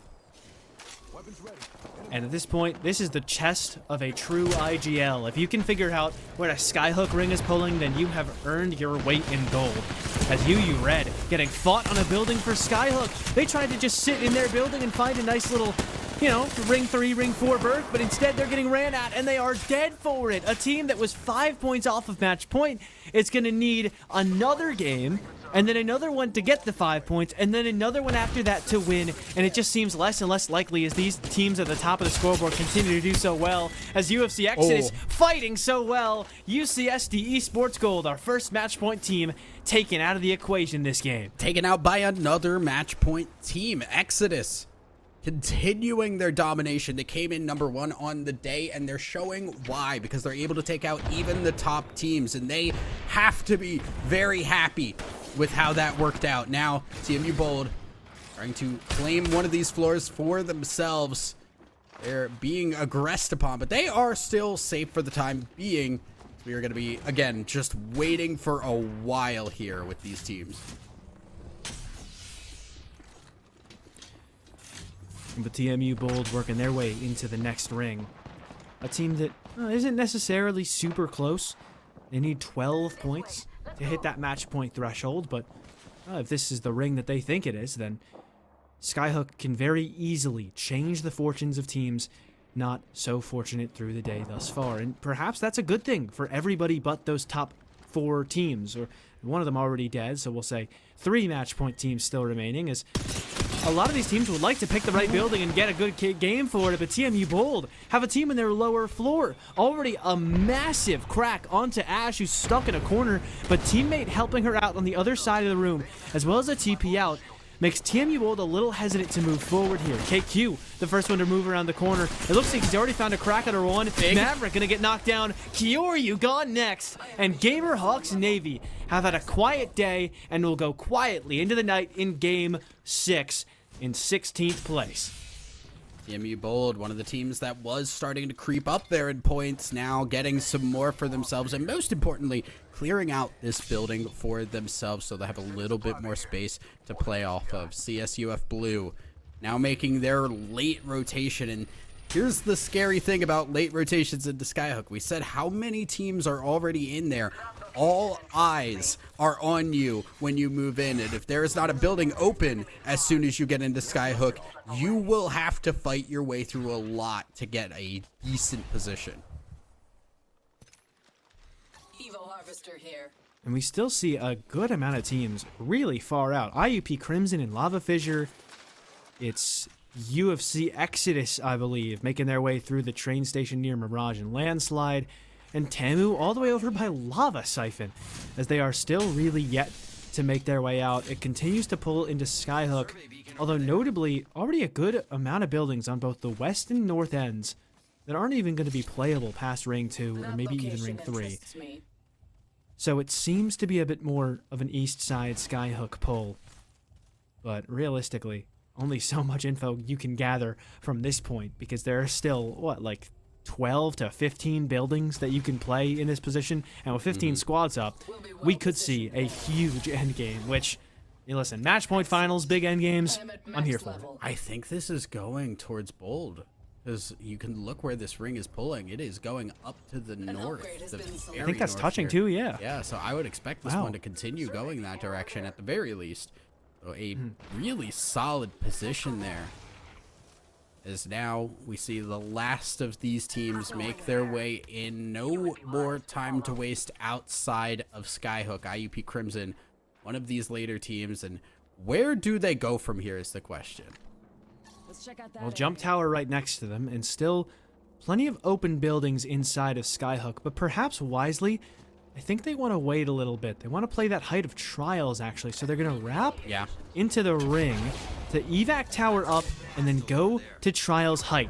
The problem is UFC Exodus see this, and they smell blood in the water, but they missed them go up. Oh, and 3 no. didn't even notice. But what? They didn't fall off. They just went a direction that made it look weird from our perspective, but they're going to get up to the height of Trials. UFC Exodus are going to play the edge, and they'll wait for ring number 3 to see where they should sneak into Skyhook.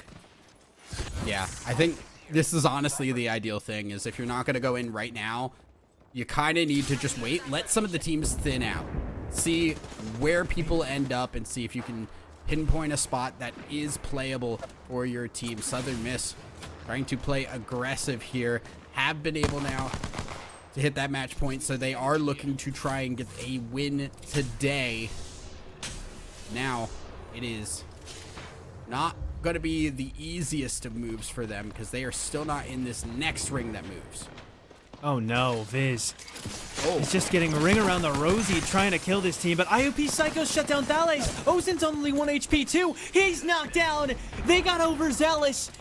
They only needed 1 point, and they've already found it, so at least it's match point going into the future for Southern Miss. Matter of fact, it's match point beyond UCSD, but IUP Crimson with a great fight and a great rotate. They didn't go for Trials. Instead, they wrapped around the north end, and like you pointed out, this ring is touching on the north side, so I think it's going to keep pulling north. No. This is a very smart rotate. No, it goes back south. Oh, it's going to mess a lot of teams up, and this is a great idea. This is what happens in not gonna Skyhook. This is why that central area is also so very good, because at the very least you have some way to move throughout these rings as they go around.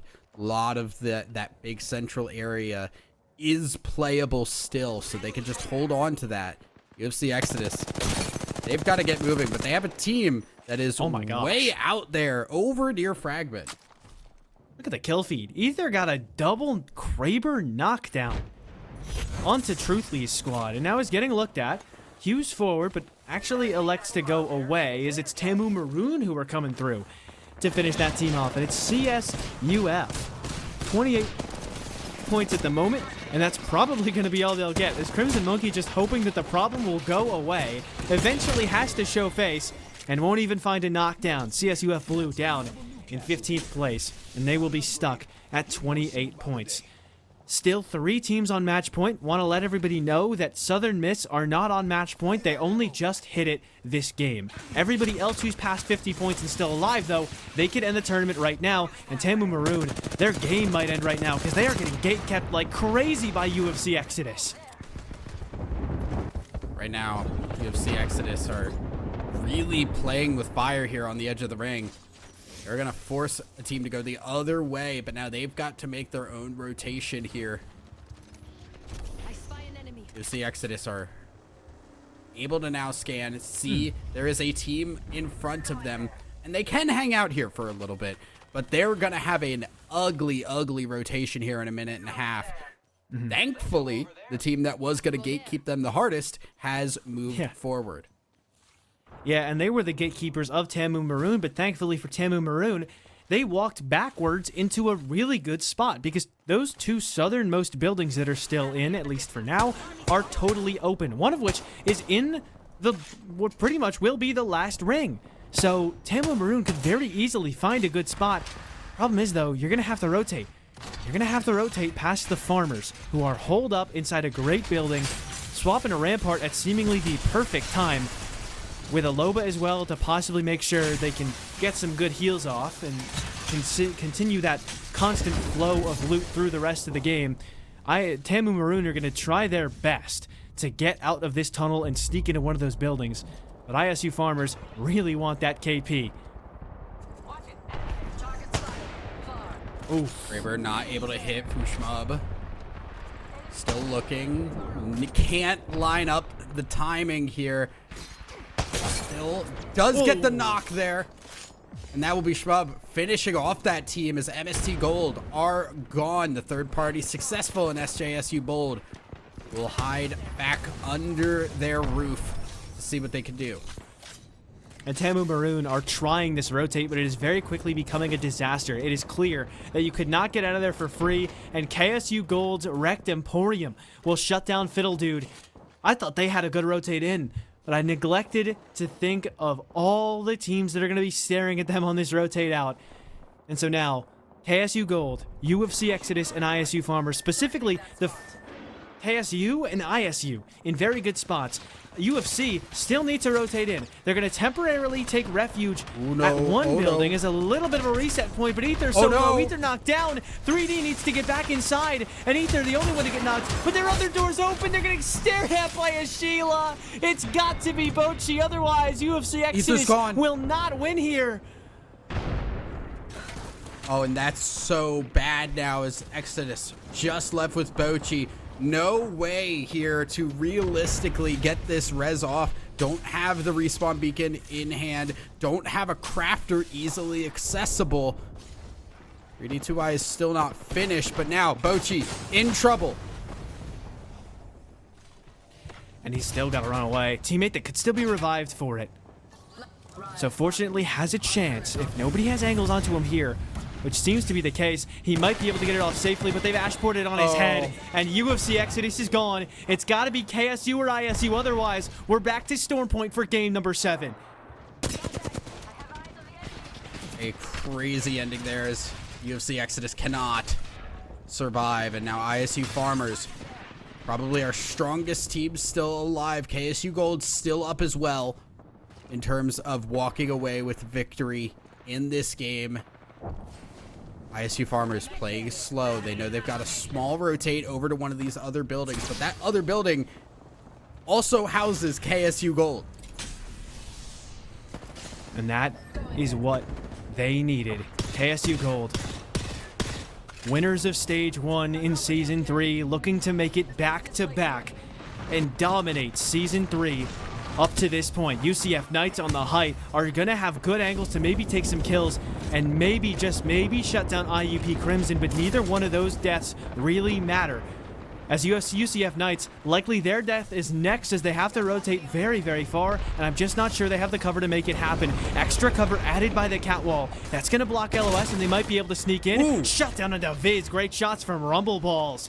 And he'll make sure that his team gets top 10. But can they get any further? They've snuck in and taken the door off the bottom floor. That is a big play for Rumble Balls, because now they can safely sit back here And with the slam of the Newcastle wall as well, this place has suddenly turned into a nice little home got for their people behind squad. them. BU Badgers and FSA are both dead, but like you said, teams behind them, and so it's going to be tough for them. But ISU Farmers and KSU Gold sitting so comfortable. Group D knocked down though, and the Arcstar might be enough to finish him off. I don't think it has been. He's still got HP left up on him, but I think they're just going to run him down. Nakosa's here at the top of the staircase, almost killing Kamal. Otter needs to save his team while Kamal gets a bat off, and they're going to drop down to the second floor. IUP looking to maybe third parties, but for now, a moment of silence. 8 squads remain here. IUP with a couple of opportunities here on the side. They're not going to be heavily focused, but now they've made themselves known. Big crack. That's actually a knock there, as Otter is the one that gets that one. Otter is able to get a knock off, and now if Onions can get brought back into this game, insane play. Now, can Group D get back into this game too? That is the big question. Otter needs to heal up. Kamal's back online. They have the banner. It's just a question of, can they pull it off? KSU Gold still have 2 people on blue as well, so even though they have an outstanding spot, they're not going to have the armor or the ability to really fight that they may need to close this game out and close this grand finals out here. Not to mention ISU Farmers really in a rough spot as Kamal and Otter are both in a little bit of a sketchy position. Kamal's trying to stick the res though. They're going for it. Arcstar on his head from Aegis, but they don't want to let it get him off. But I think he might just barely sneak that res. He does! ISU Farmers are fully back into the picture in this final round close. KSU Gold still up as well. Aegiso's still healing. Otter down. Wait. Otter ISU got Farmers are down. killed. ISU Farmers losing members. They get one back, but they lose one in exchange. And now KSU looking like the strongest option. It is just Group D who is still up. And Group D needs to make miracles happen, but I don't think they're in store. ISU Farmers are gone, and KSU, the only ones who can end it here and now as the final round closes. That catwall was so helpful for them. It cut the zone in half, and now nobody's even staring at them. Free reign, free shots, 2 more catwalls, but they've got their own slice of the pie directly in front of them in their own catwall to still play around. The rest of these teams are eating each other alive as Slasher gets Onions down. More kills, and UNCW Ocean still safe, but KSU are pretty much untouched, and the catwall could come back into the picture. They already popped it, though, so they won't have that to play for later. Once this one falls, KSU are up to whatever fate the other teams decide they should be up to, but IUP Crimson gets a wipe. It's CSULB to maybe keep things alive. KSU forward, wrecked and the first to die, and there's a Newcastle wall to play around, but they know where to look. Aegis with 1. Good trade back. He's gonna make it happen himself, and he can. CSULB keep us going into game number 7, and we need to see Stormpoint again. 7 teams made it. TMU Bold snuck in with the game they needed. With a win, it's CSULB up to 67. And I believe it is Southern Miss who got it on that last game as well. Yeah, they are absolutely not wanting to have to deal with that team later. And you know what? I don't blame them. It's the successful strat for them. Why not go for it? UCF Knights, they look like they are looking to just hang out here for a good long while. Maybe catch teams, try to rotate too. And now KSU Gold as well. One of our teams that we need to see do well here. Almost had a victory in the last game. Couldn't close. It looks like one of those lift end games, but Rectoporium with a good knockdown early. Fregley down from MST. And that's a really rough loss first. But KSU Gold not even going to go for the Finn. Instead, they're just rotating. They know what the goal is. Get a win. And they know that with this zone in particular, it can be tough to make your way in if you're not in one of the buildings that it may end up pulling too late.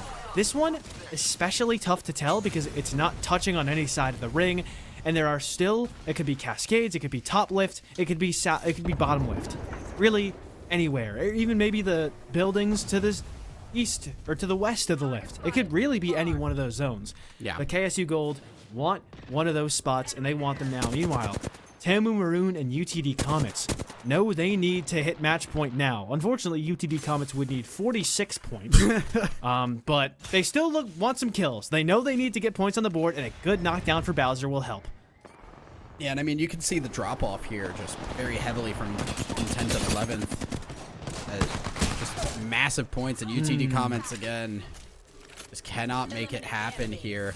Dexel going to hit the shield bat, looking for the possibility of a res.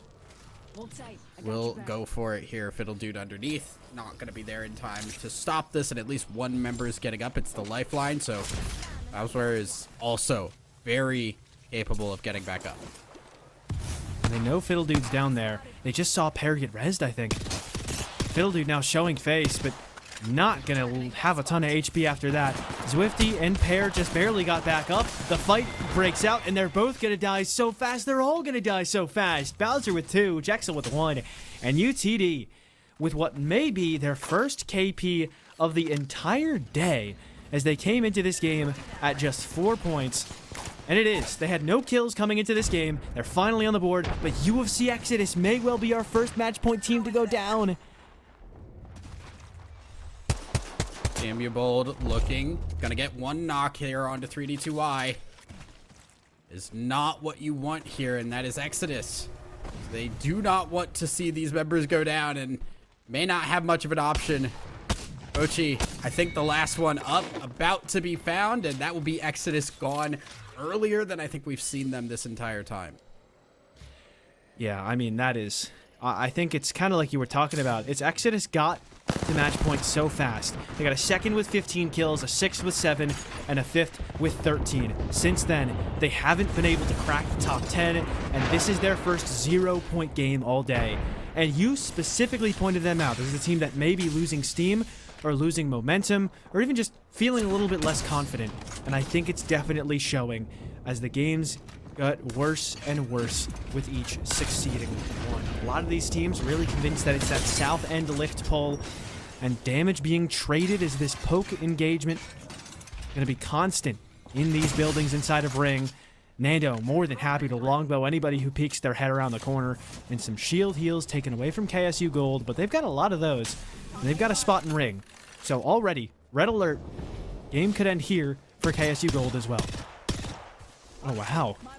KSU Farmers in the ring here, and they are chasing right now, and it is still IUP. It's still IUP that they're trying to chase down, and they're going to get a knock. Onion is down. Go for the Finn. And IUP just cannot get away from the curse that is the ISU Farmers. Yeah, and I mean, listen, ISU Farmers, I said on one end, IUP Crimson have been having great games whenever they aren't getting inted by ISU Farmers. On the other end of that coin is that ISU Farmers haven't been having as good of games since they stopped being able to int IUP. So maybe they just think that if they kill these guys, they're going to have a great game. They've stopped. They're going to just give them some space. They're walking through checkpoint instead of pursuing this team into the ring. So there is an opportunity at a reset here for IUP, and not a ton of teams nearby if they go down towards the Bean Mills side of things. But this Ring 3 is pulling right towards KSU Gold. A very wise chance they took to rotate right through the middle of the map to just get to this house, because it may be one that could win them the game. KSU Gold want a slow game right now.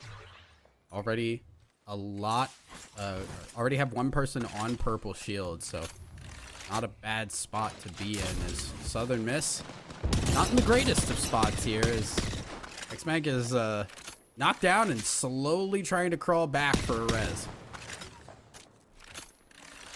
And I just don't think Manx is going to get there.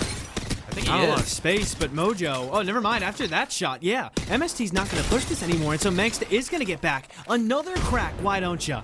Even more damage dealt, and as Viz gets the res off, Thalace wants to push this initiative. They're getting pushed on the backside, too, though. So CSUF look like they're going to sandwich MST in here, and I just don't think they're going to be too long for this world. MST Gold, only 6 points on the day. 3-way tie for last. And I'm not awfully sure they'll make their way out of that tie. As another knockdown for Bowser, it's the BU Badgers, one of the teams in that last place tie, getting big kills. Knockdown found under Returtle. Jacketed Swan looking for even more action. And with that KP, they make their way out of last place and into 17th. So a lot of action from some of these lower end teams already. UTD Comets and BU Badgers with 6 KP across the two of them. U Badgers finally finding a little bit of momentum for themselves, and worth noting, a lot of teams in our top 10 already gone. Now, only 2 of them are match point teams, but that does mean there's a little bit of a change in the air right now. Some of these lower teams starting to show up. And you know what? It's really just everyone noticing exactly what they need to do. Great nade over the Newcastle wall as well. Has a couple of cracks for that. CSUF want to get active? Truthfully. Ducks back away though. And Allow starts to make his way forward, but this whole CSUF team has gotten cracked. They're on the wrong end of this fight. Mojo wants to push the initiative, but he pushed it too far, but he still managed some knocks in the process. Allow on barely any health, and as long as he can sit behind these knockdowns, he might be fine, but I just don't think it's going to happen. MST Gold with more KP, and they get out of a bad situation and leave CSUF in the dust. Really, a lot of these lower end teams showing up as MST Gold find their way to the double digits. The third team that was in the bottom 5 coming in to find multiple kills. Very, very rough push there, and that is not what you want to see. Just a little bit too aggressive by Truthfully, who just kind of got caught out. Newcastle helped a little bit, but the angle was not there for them. They just get peeked out over the top, and unfortunate exit there. Southern Miss now looking for their rotate. They see IUP walking through this choke point. And IUP were able to eventually get that reset off, it would seem, but the knockdown found onto Psycho. They need to try and get him back up because the nade and bang ult combination is not going to be fun to be on the wrong end of. IUP ends up getting the teleport out, but Psycho knocked again, and they may need to run deeper into the ring, but it's ring 3. It's not going to be that favorable to you. And Southern Miss going to be even less so as they get the fin onto Psycho, content with that KP, and I don't even know if this rotate's going to be realistic. It's just such a far wrap. They should have the meds to do so, even with the 6 syringes. Nevermind, should be okay. As now, Team U Bold, they're looking from outside the ring too, and they need to find some way to move forward here. It's not a lot of space because they're just going to have to move out in the open. This is a really unfortunate ring here to try and rotate through because there's a lot of hills and valleys and a lot of rocks. But again, not a lot of buildings to play off of. Oh ho ho! Wow. Double nade kill for Schmub. He was the big story in game number 1. He himself ratted to top 4. Well, be careful, you're not full health. Yeah, but ends up running outside after a massive kill, and BU Badgers are gatekeeping IUP Crimson. This is the unluckiest team I have ever seen. They have to wrap around another canyon, and it's not even going to be in time because the ring's closing again, and BU Badgers are still going to try and gatekeep this. And there's another team in Cascades that can gatekeep this if BU Badgers don't. IUP just didn't even really get a chance to play today. Yep, and that's IUP just dying to the ring as well, and they're going to see that that team go out and assume, yeah, that's the team we were fighting.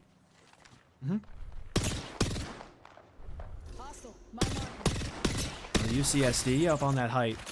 Now looking to hold off the BU Badgers. They at the very least want to hold this height position, because they know that if it starts to pull back in this direction, they'll have a big advantage on all those teams who think it's going lift or towards the village or anything like that. But Weenus needs to back off because he's down to just 50 health after getting ripped by an L-Star. Is able to heal back up.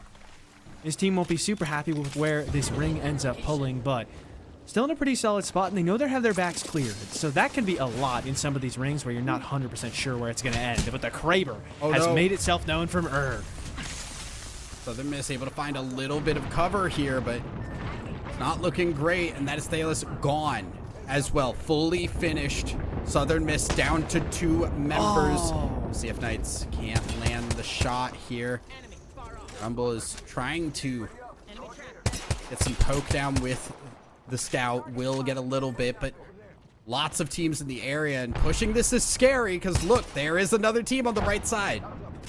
And that team that died under that rock was Southern Miss. So another match point team gone. We saw UFC Exodus die, and somewhere off screen, I'd imagine in those early fights, it was CSULB dying early. SJSU Blue have gone down next. Big shot from with the Kraber as UCF Knights double red gold with a Kraber in a pretty solid spot in ring to find some more KP. TMU Bold, who have hit match point, have found their way towards some of the boxes and want some of that loot, but they really want those kills because they know this ring isn't going to keep pulling in their direction.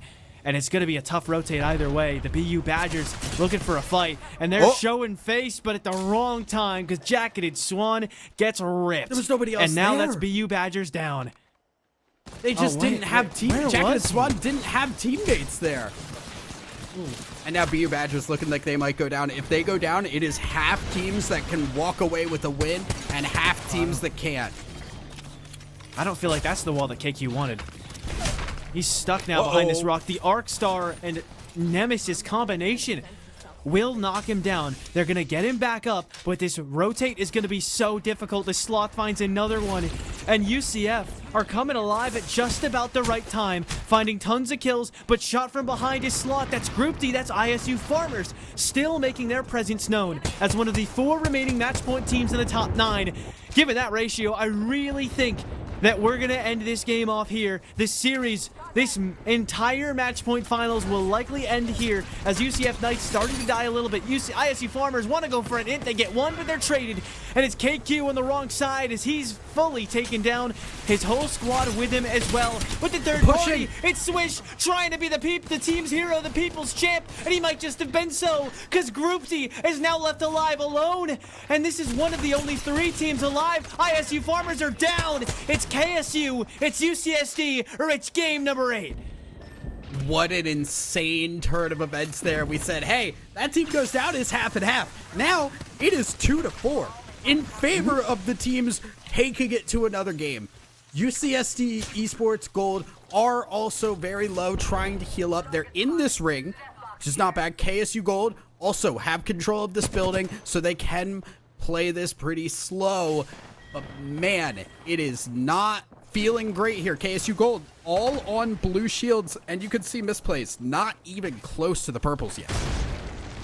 Yeah, and that's the same problem they had towards the end of last game, was that they got their good spot in ring, yes, but they just didn't really have good armors.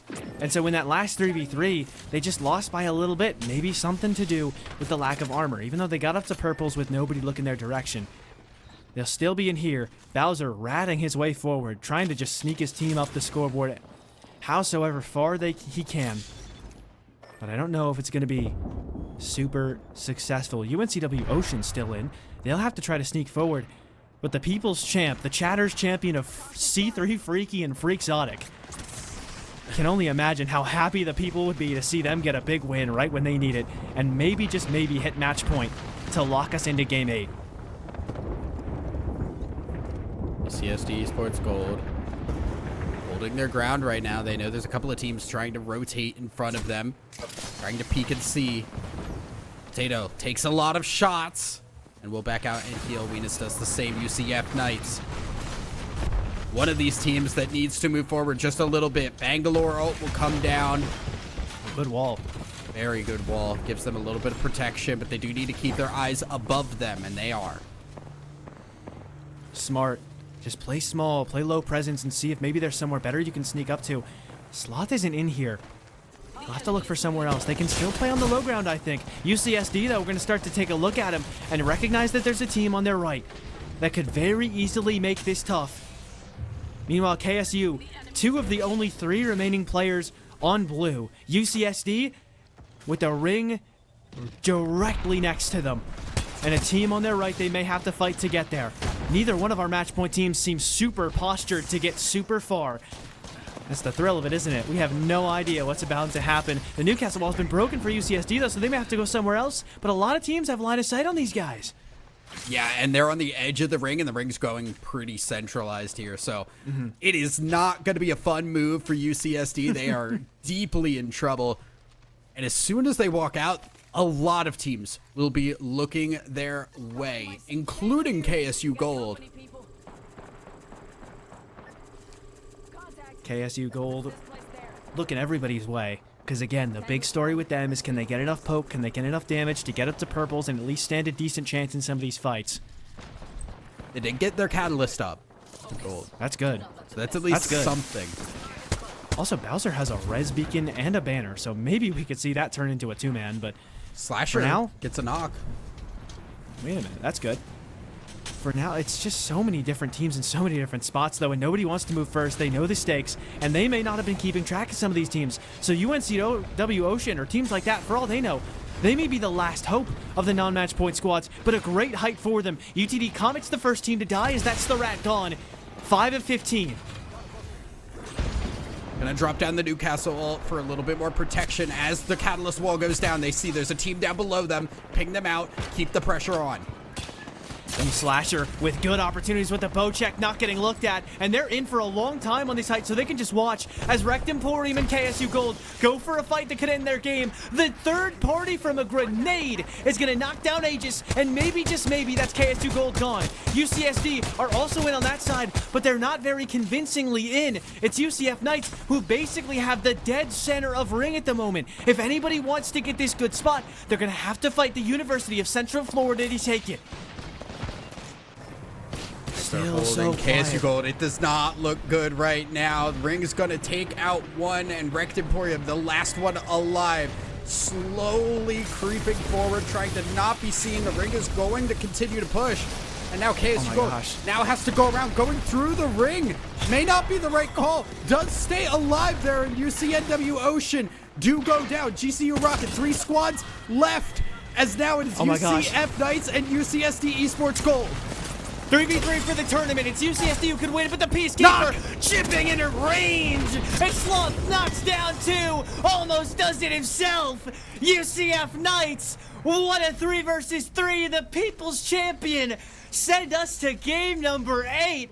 And match point finals weren't going to be over that easily. As we are still on 7 teams, UCF Knights, with their victory, could not get themselves across the threshold. UNCW Ocean also.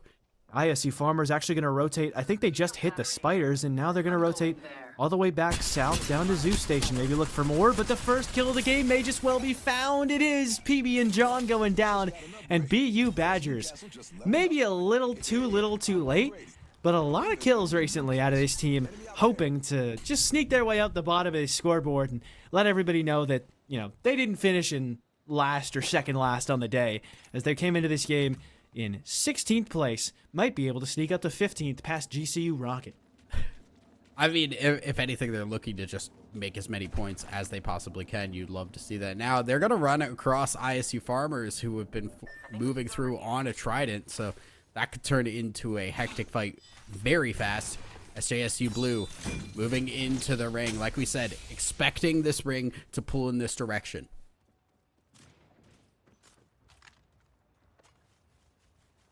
That's what the thought is for now. Interested to see where KSU Gold go as well, because they've done a lot of these very early rotates when they think they have spots nearby. ISU Farmers on the wrong end of the fight already. They've already gotten one knocked down. The Newcastle res attempted but not successful, and now it's only Jacketed Swan who could keep his team in it thanks to the other team's catwall. They could maybe get the res onto Otter, but instead Group D runs up to the height with the TP and makes sure that BU Badgers are gone first. ISU Farmers are the first team to find a squad wipe in this game. When they've been able to do that, they've played some very good Apex immediately afterwards. Very scary start for anybody who is not the ISU Farmers, for sure. KSU Gold still in the middle of a fight here in Cedo Station, which is not ideal. This ring gonna continue to pull downwards, so they don't want to stick around here.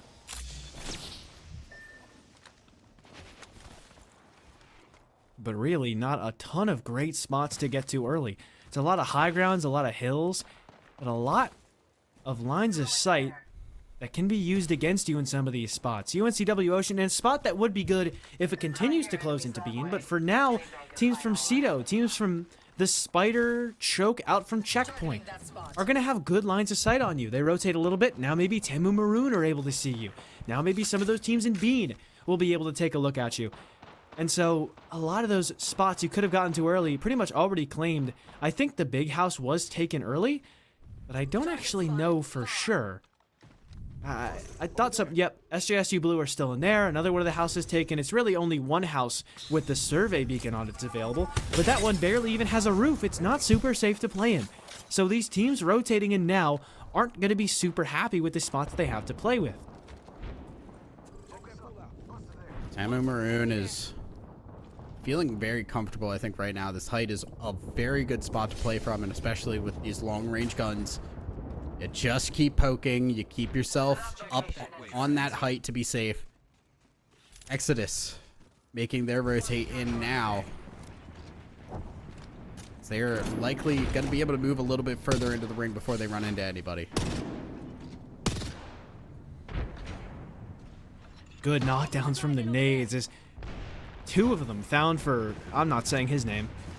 Still not. Said it once, just didn't feel right. So more nades going into the armory. And the Fuse, the nade man himself, looking for more kills, but they're not really safely able to push this. Teams on height. Tamu Maroon staring down at them. Fuse didn't even get back around the other side of the wall. And so now the team in armory has reset, but GCU Rocket, not so much. Decay with a knock and a finish. Onto the Fuse. Now Pander and Nando have to make a play themselves. Crimson, IUP Crimson that is, make their way out with a portal, but are now stuck behind a big rock, and it looks like Fiddle Dude wants to angle them out back here. He's got a good opportunity after he hit the arc snares onto a few. The catwall not necessarily going to dissuade him, but he just can't quite see them yet, and now he's being held by the team in Cenote. Still has a port, but still wants these kills. The knockdown shield is going to make it a little bit tougher. The mobile shield even harder, and now they're looking back at him. So I don't think this is as free as he thought it was going to be.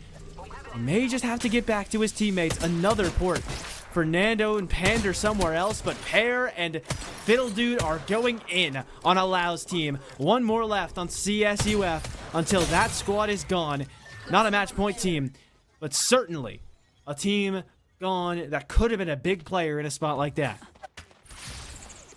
And every team that goes out that's not a match point team makes it more and more likely for this to be our final game. It just really does depend. See, UFC Exodus right now, again, they are still on the edge. They've been playing edge for these last couple of games. It has not worked out for them yet, but they're able to get very isolated fights for right now. And that fight, very isolated, but not going to go their way. KQ with a huge kill in the 1 versus 1. And now they will be able to run him down. He's gotten the bat off. The Mastiff needs to hit one more shot. It's TMU Bold gone. KQ gone with the rest of his teammates. And with that, we finally have a match point team gone within this game. 15 teams left, and I believe that's our first match point team to die this early. I might have missed somebody else, though. Oh, and that's just unfortunate now, as we are going to now see Exodus finally get a little bit of momentum for themselves. It's been a rough couple of games. Now they've got a kill. They took out a team that's important. Can they turn this into more is the question here, as they're going to continue to move here towards the rings. UCSD Esports Gold, they're eyeing that high ground that Tamu is holding because they know that is a great spot to play from. And they're not really going to be able to get to it. That is a very, very rough rip. And UCSD goes down, or one member does. There's someone right below him. Where on earth did Thales come from? Southern Miss are just walking up on this team. They found them all stuck in a corner behind a Newcastle wall, and it's 2 knockdowns for Thales. UCSD Esports Gold are gone. Another match point team taken out by one of their compatriots on match point. And that's Southern Miss. Big damage onto the teams on Godrock. But Zwifty fires back at Thales and lets them know this spot is not free.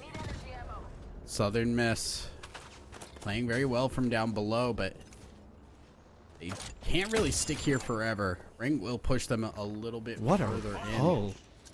And it is a very awkward pull here. IUP Crimson, they have been able to stay alive. Again, just going for that long rotate around the map, ended up in Mill. While they're in what I would expect an area that the ring will continue to go towards, they're not going to be able to stay inside Mill itself for too long. Especially since another team is here. And they know they're not going to be able to stay here for too long, but UTD, I don't think their plan is to stay here for long. Their plan is to take this fight. They want the perps. They want the KP. They know they need a huge game to keep themselves in it. PL experience on Bowser. Never going to give in if he doesn't have to. Gets ripped by one on IUP, but will fall off. TMU Bold and UCSD both down. Our only 2 match point teams gone. UCF Knights got some KP, so they'll be on match point after this, but ISU Farmers knocked and finished off immediately.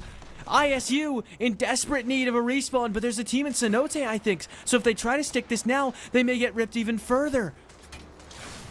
They're going for it. Kamal is the one taking damage right now. They're going to be able to get this respawn off. Otter back in the game. ISU Farmers not feeling too great, but they are still alive. Yeah, better than nothing. Oh, And the knockdown found onto Groupsy, but he's able to sneak behind behind the bridge. Just to the other side, but they're getting inted on. Tamu Marin are going right for the kill. They want the kill shot. They know they need a few more points to lock in match point. They've locked it in themselves, but they want to kill someone else. And just your luck, you ran into ISU Farmers. Another match point team gone. The #1 team on the day gone. And Tamu Maroon, if there's another game after this, will be at match point. They join UCF as the teams to claim it this game, but they still need KSU, CSULB, UFC, Exodus, and Southern Miss to die. that is a lot of teams Yeah. still in play right now, and a lot of teams that are very capable of going home with a win. Exodus. Honestly, I really am liking what I'm seeing from them this game. It's been a much better game than we've seen from them in the previous ones. Very aggressive push. Southern Miss gonna go for that, get the knock on to Decay, and another lost member there as Southern Miss weakened more teams. Into a decent house here, too. Getting some Finns, getting some KP, and getting GCU likely soon out of the picture. Mangsta picked back up right after as well. And this house doesn't feel super safe to play in the long run, but once those lines of sight behind them are closed out, it'll get safer and safer. A Southern Miss ripping that team on the Newcastle wall. Kato and the gang are in a really bad spot, and that's CSULB gone. Another match point team gone. Only 3 remain. And again, KSU, they're on blues, so maybe not all of them in the best spot.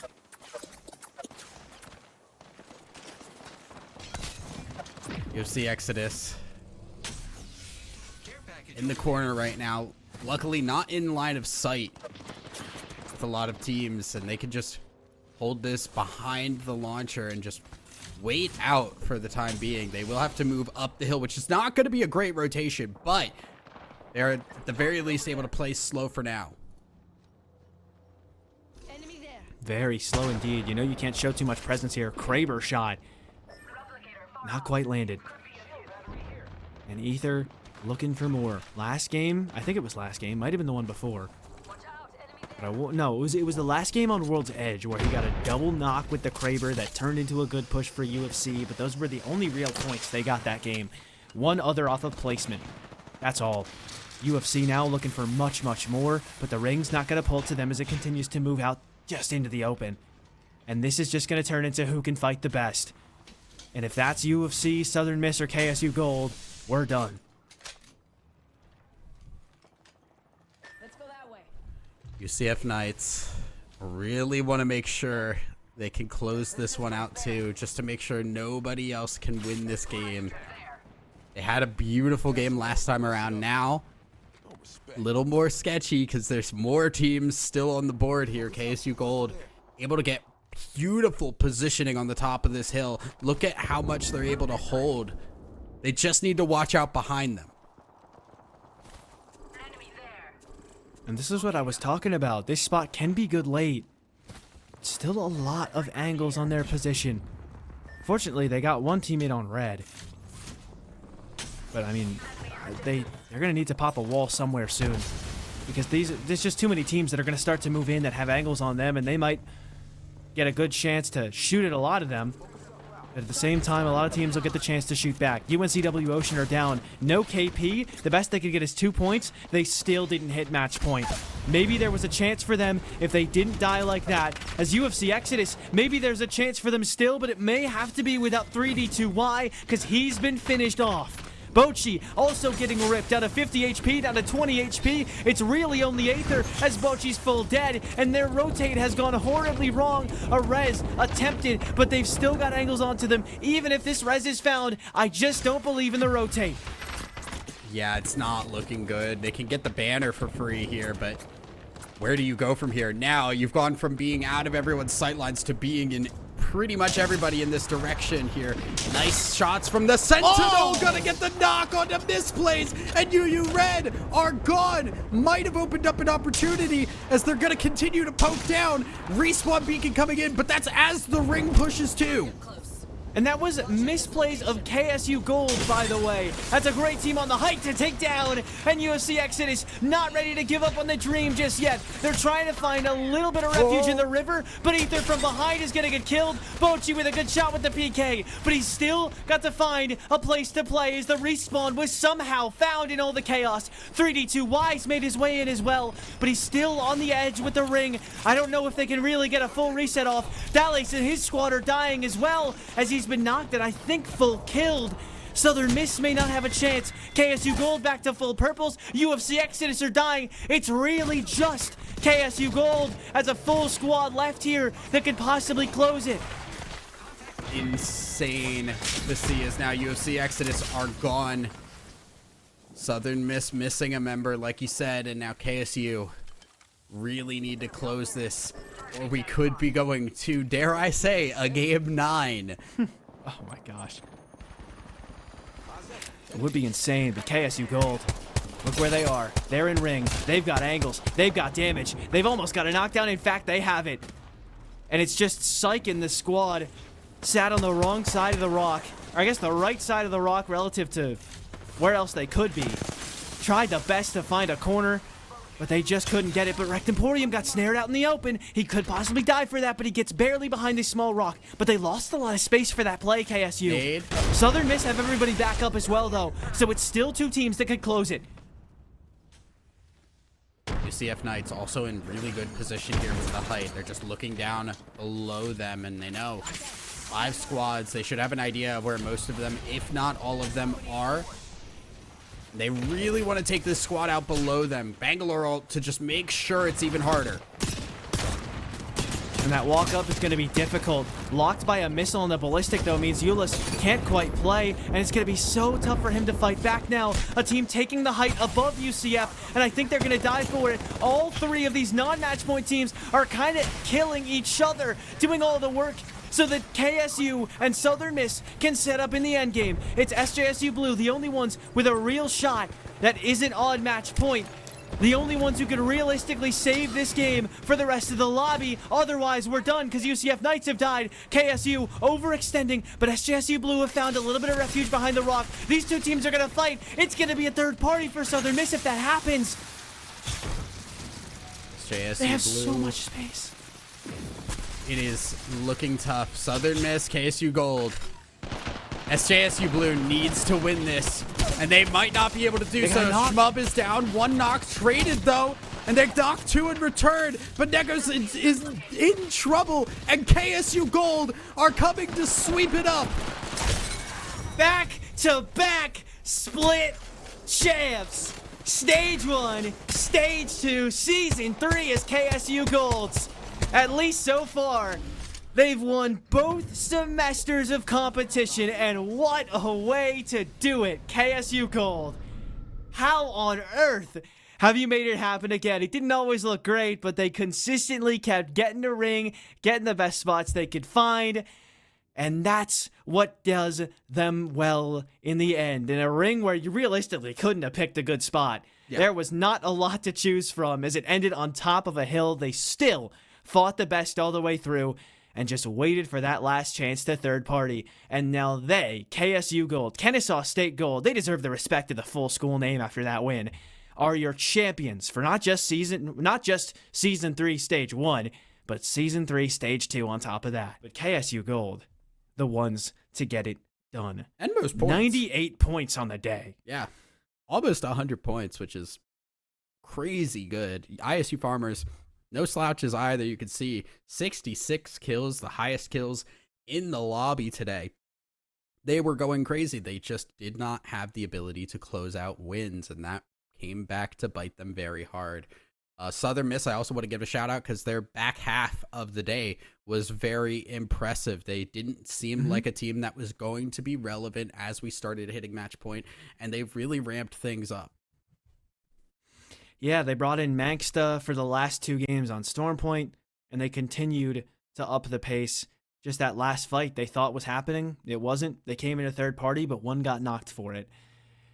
And unfortunately for them, that means it's KSU Gold with the win. UCF Knights able to get up to the top 6 after not even really being close to match point after 6 games or so. They were close, but they didn't really feel like they were a contender.